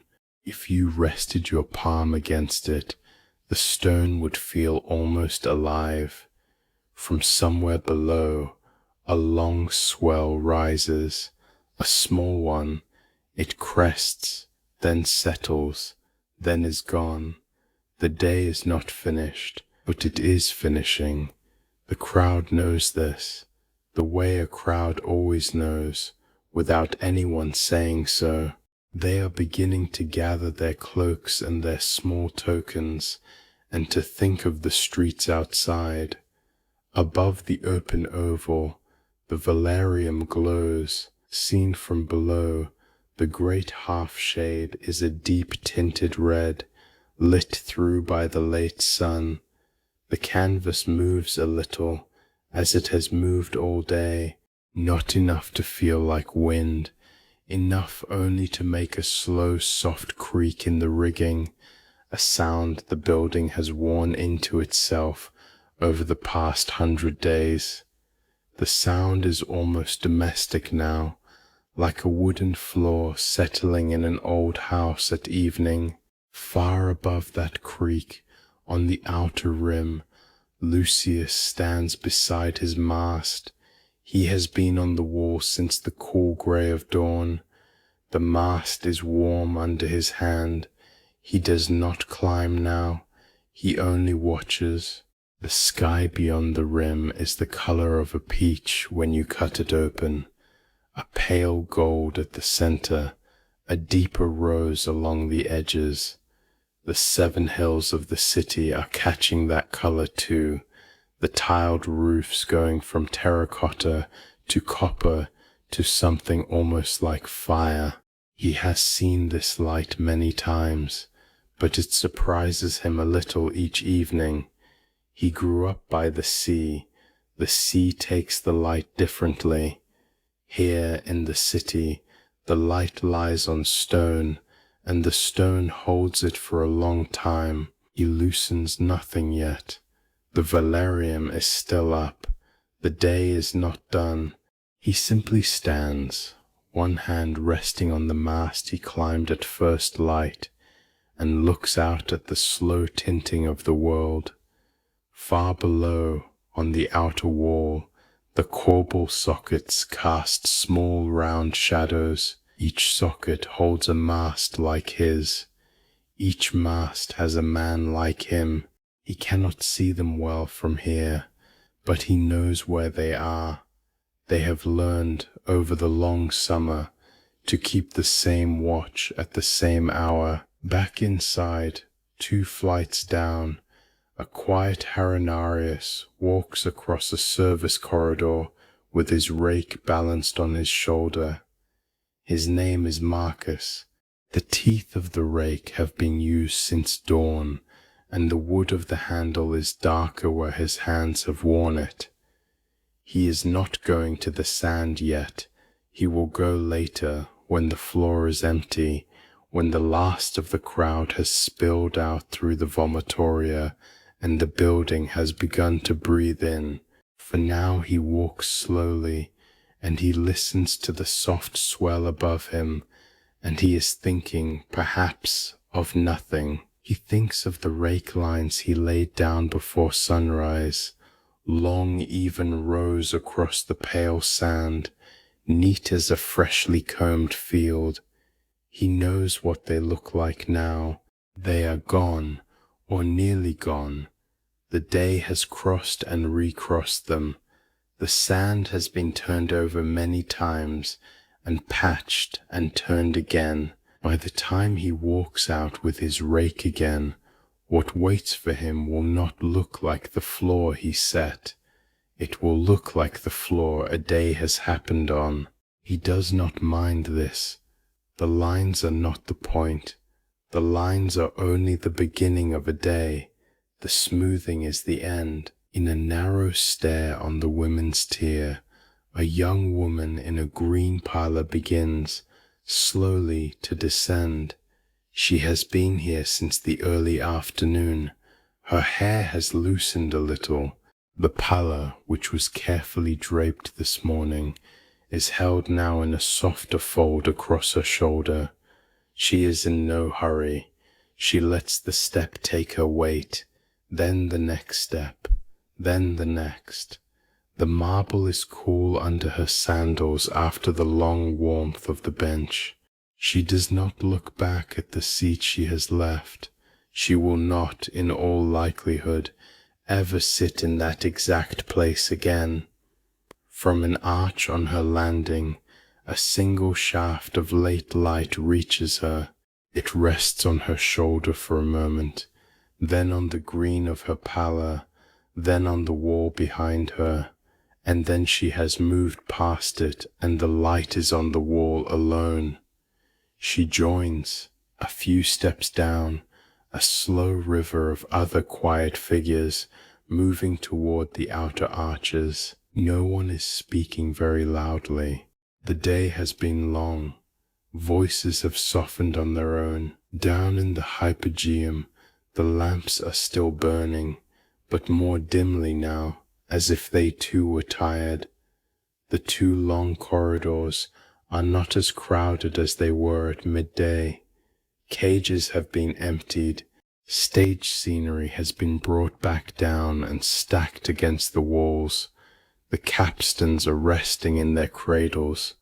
The ropes that drove the wooden lifts hang slack.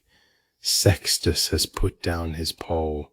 He sits on a low brick ledge, his back against the cool wall, and lets his shoulders settle for the first time in many hours. His hands are still on his knees. He looks at nothing in particular. Around him the smell is what it has always been down here. Damp brick, faint lamp smoke, warm straw, and the dry old smell of the timbers above. A man passes him with a wooden bucket. They nod to each other. Neither speaks. There is nothing to ask. The day is going where it goes, and they know it. Up in the entrance arches, Felix is leaning against the inside curve of one of the great vomitoria. His wax tablet, which he has carried all day, rests now in the crook of his arm. The marks that filled it through the morning and afternoon, small notations, seat numbers, the names of the ushers he answered to, have been gently smoothed clean with the flat of his thumb. The wax is warm. Tomorrow he will start again. For now the tablet is empty, the way it was at dawn, and he likes the small quiet of it. He watches the first of the crowd begin to step down out of the upper tiers and pass through the arch beside him. He does not need to say anything to them. He only stands, and they pass, and he sees them. A child holds a parent's hand. A man stops to adjust the strap of his sandal and then walks on. Two friends descend together, talking softly about supper. Felix watches the slow shape of it, the way a shepherd watches a flock that already knows the way home. Across the city, far from the great oval, the castrum Mycenatium stands quiet in its long, low courtyard. The windows are dark. The men who sleep there in the daylight are about to wake. Their evening is just beginning. The sailors who came down from the masts at noon will eat soon in a long room with a single long table, and the men still on the wall, Lucius among them, will join them later, after the velarium is loosened and the crowd has gone. The barracks holds the warmth of an empty afternoon. Doves move on the roof tiles. Further out, beyond the city walls, the sheds on Monte Mario sit in the deepening dusk. The animals that have not been used today are in their pens. A keeper walks slowly between them with a wooden pail. He does not look at the sky, but the sky is changing above him all the same. A soft amber on the western edge, a thin band of violet on the eastern. The lions that are left rest in the shade of their wooden walls. The bears have folded themselves into the corners of their straw. Outside, an evening insect begins, very faintly to sound. Quintus walks back through a low passage beneath the seating tiers toward his lioness. He has been gone for a small while to fetch water from a deeper cistern, and the bucket is heavy and steady in his hand. The passage is dim. His sandals are soft on the brick. When he reaches the cage, she is awake but not standing. She is lying along her side, breathing slowly, watching the lamp on the wall. He does not speak to her. He sets the bucket down where she can reach it through the bars, and he sits on the low stone bench opposite her, and he lets the day end at the pace it is choosing. From the arena above them, a faint roar rises, not a great roar, only a small one, and then a long quiet. Quintus has heard that quiet many times. It is the quiet that means a thing has ended and another has not yet begun. He waits. The lioness blinks, slowly. The lamp on the wall flickers once, and then settles.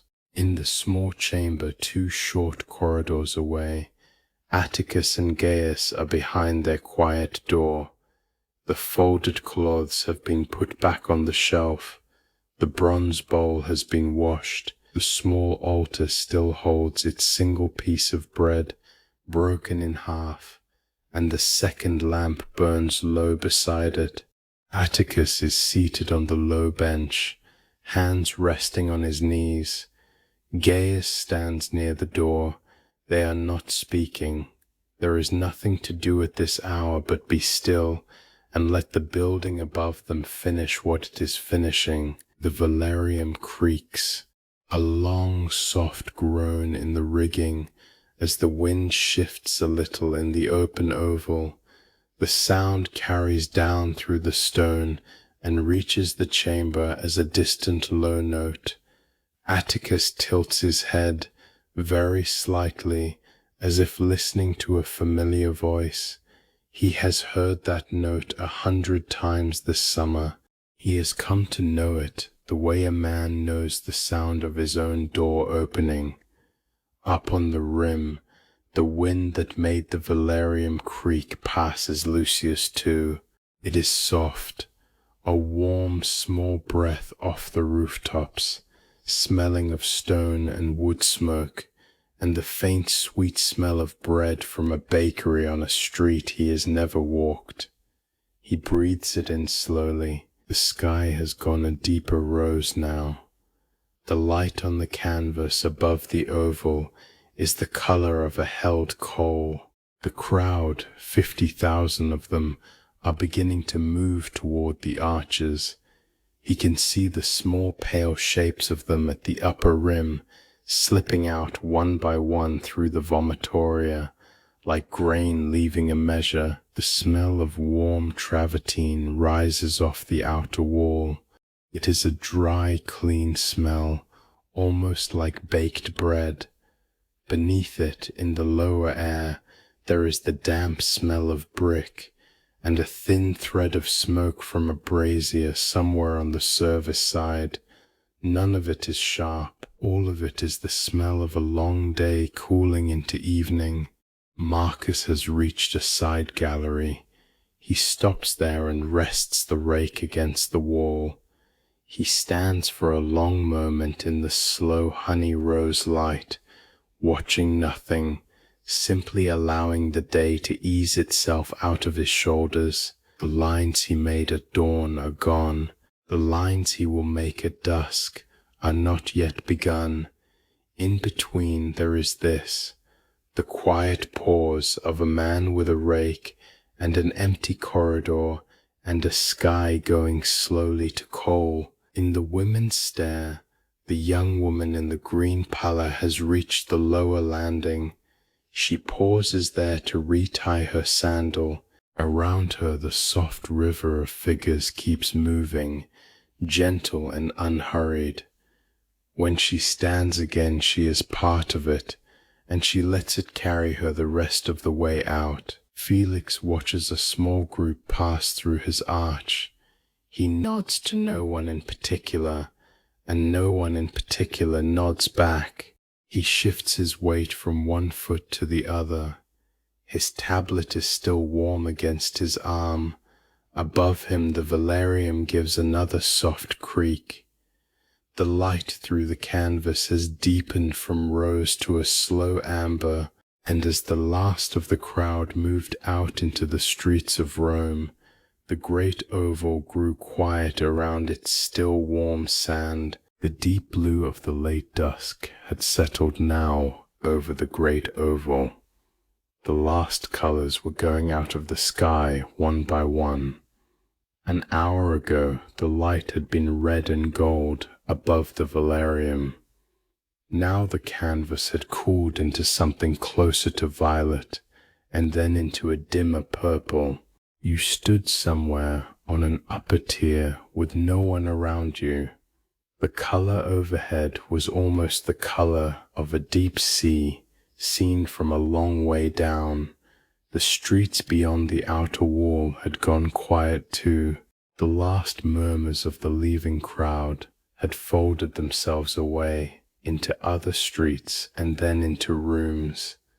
The sound that reached you now was thinner, smaller. It was the kind of sound a city makes when it has begun to let itself be tired.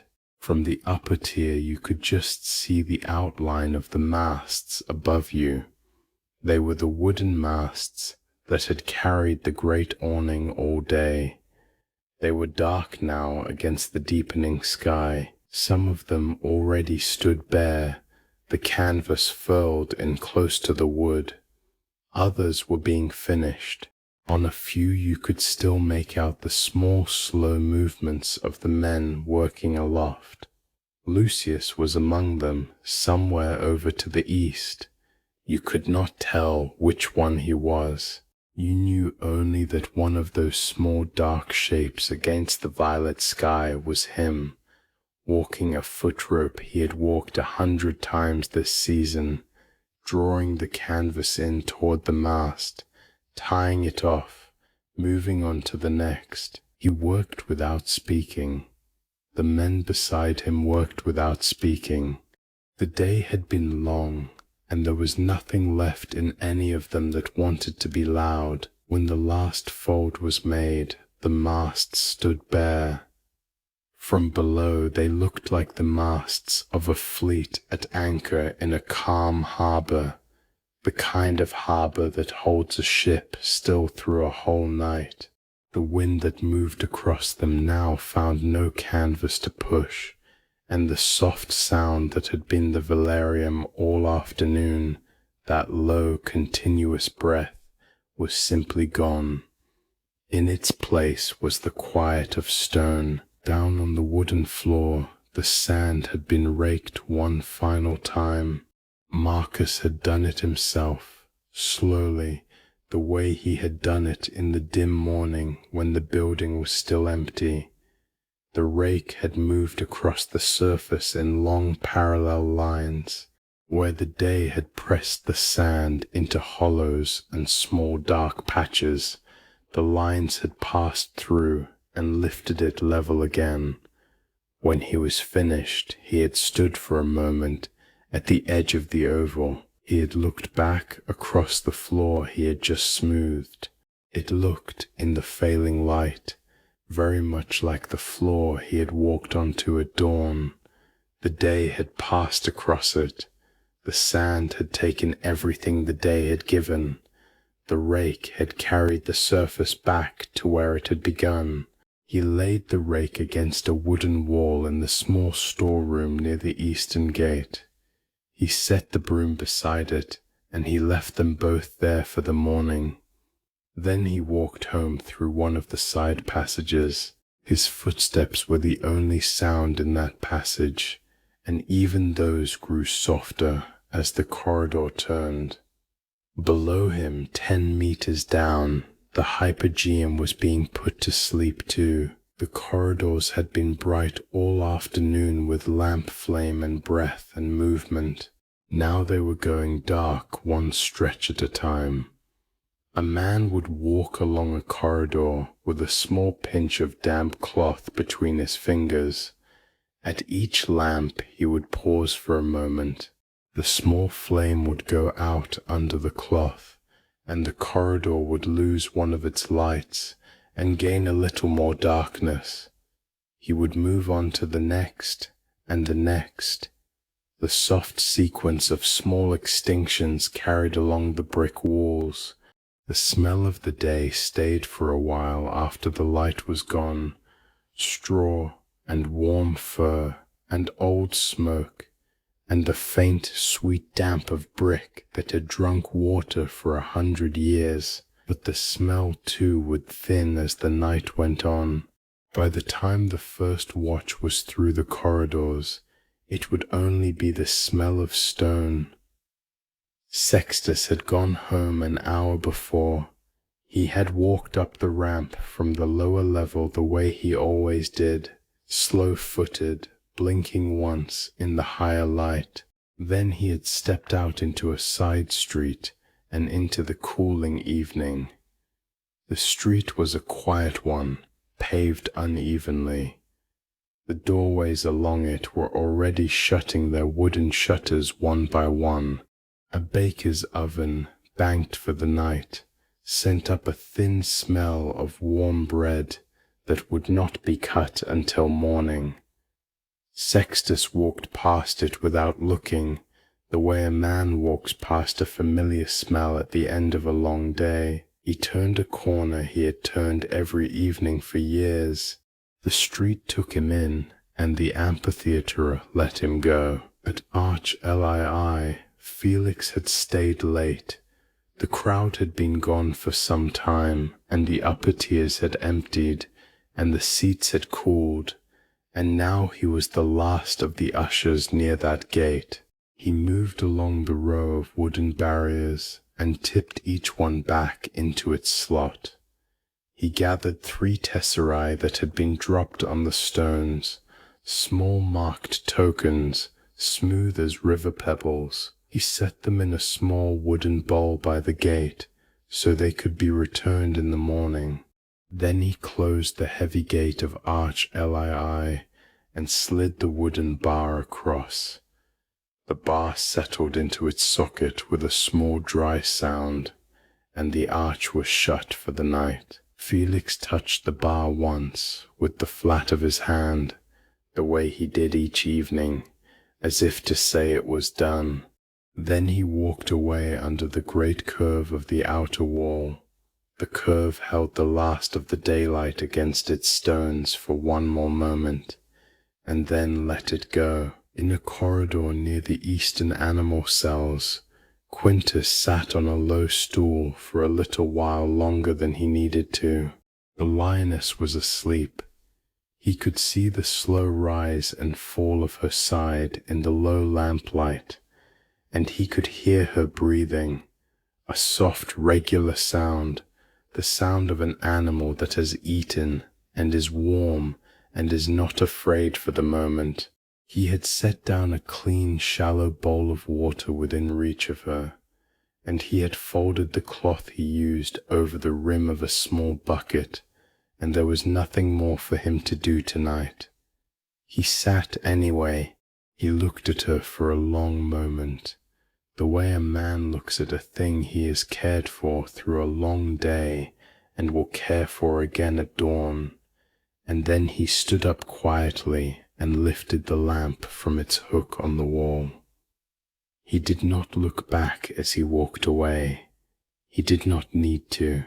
He would be back before first light, and she would still be there, and the cycle would begin again. Further down the corridor, Atticus closed the door of the small chamber for the night. The door fit its frame the way it always did, snugly, with the small dry sound of well-fitted wood. He turned the key in the simple lock, and put the key in a pouch at his belt, and then he walked, with Gaius half a pace behind him, back along the corridor toward the daylight that was no longer daylight.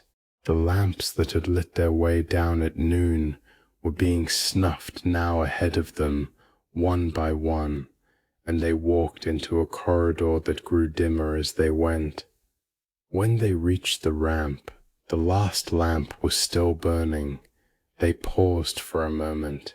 Then Atticus reached up and snuffed it himself, with 2 fingers, the way a man closes a book he has read many times.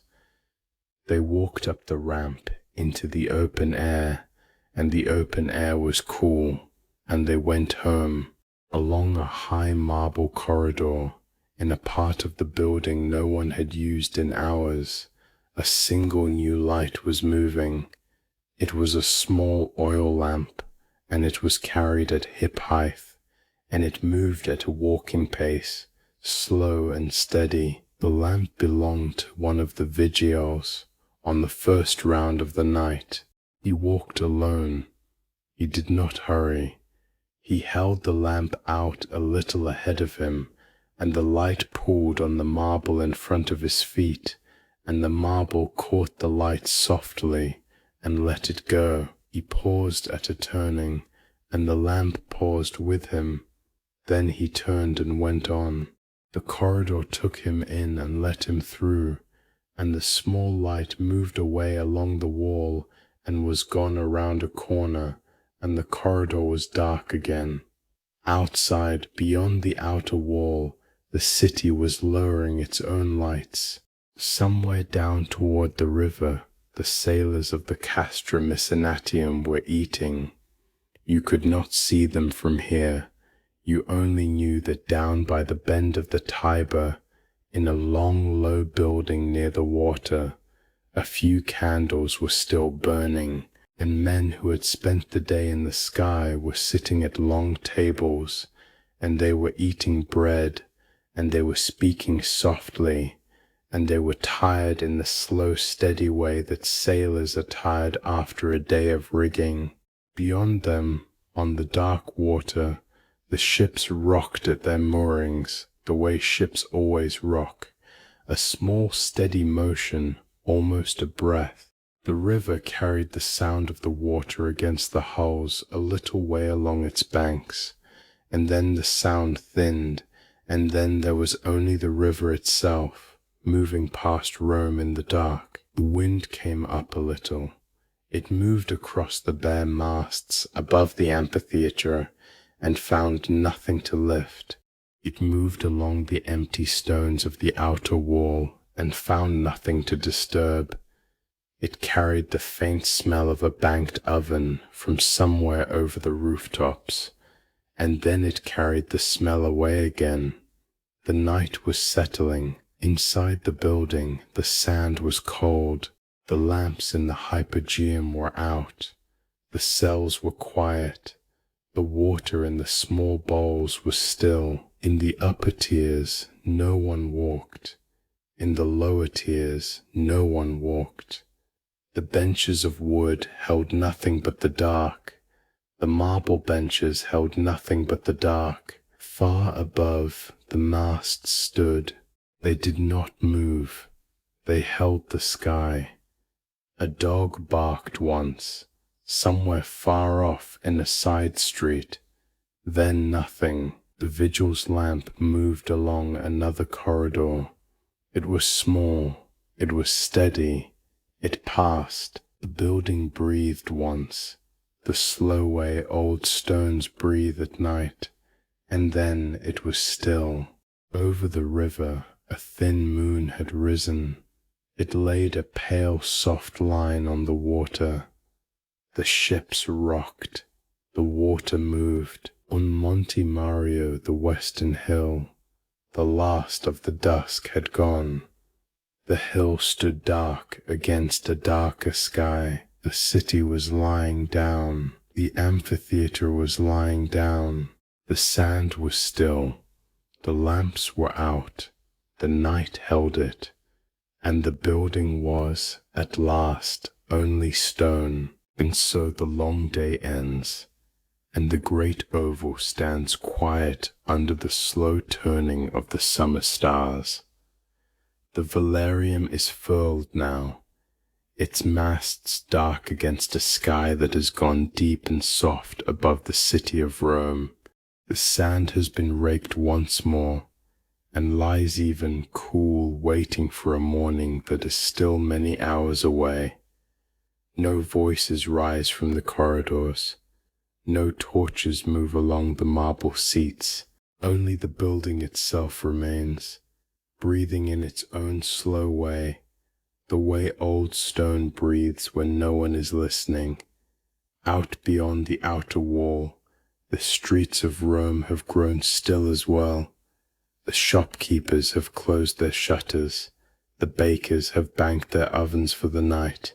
The fountains run on alone in the small squares, talking quietly to themselves about water and stone. Somewhere along the Tiber a single oil lamp burns in an upper window, then softens, then goes out. Down by the harbour at Ostia, the ships rock against their ropes, and the river slides past them in the dark, carrying nothing but the moon. In the Castra Missinatium, where the sailors of the fleet sleep when their work above the sky is done, Lucius lies on his narrow cot. His hands, still smelling of rope and pitch, rest open beside him.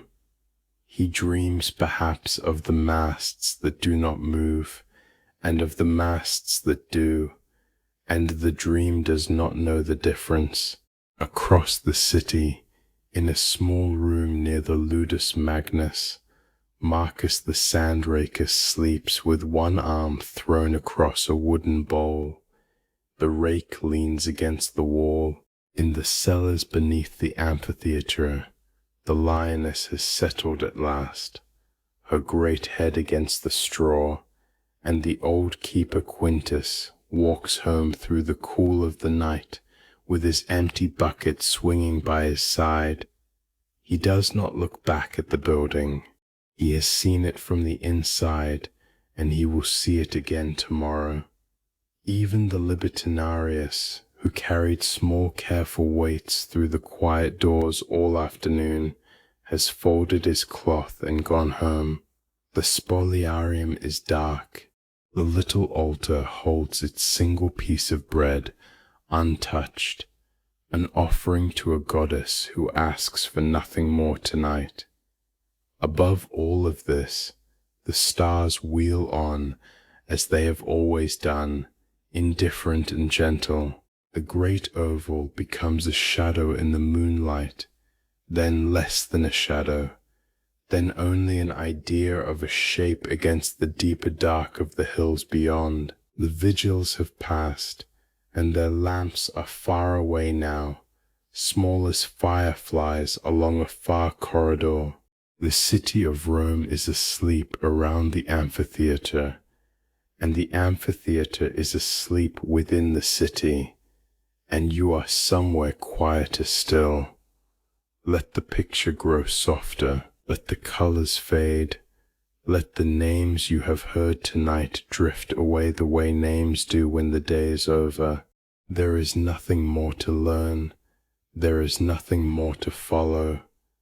The day has been told, and the telling is done.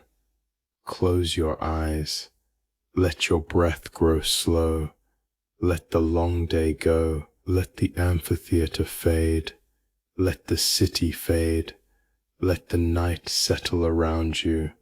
There is nothing more to hold, there is nothing left to do. The story is told. Rest now, sleep well.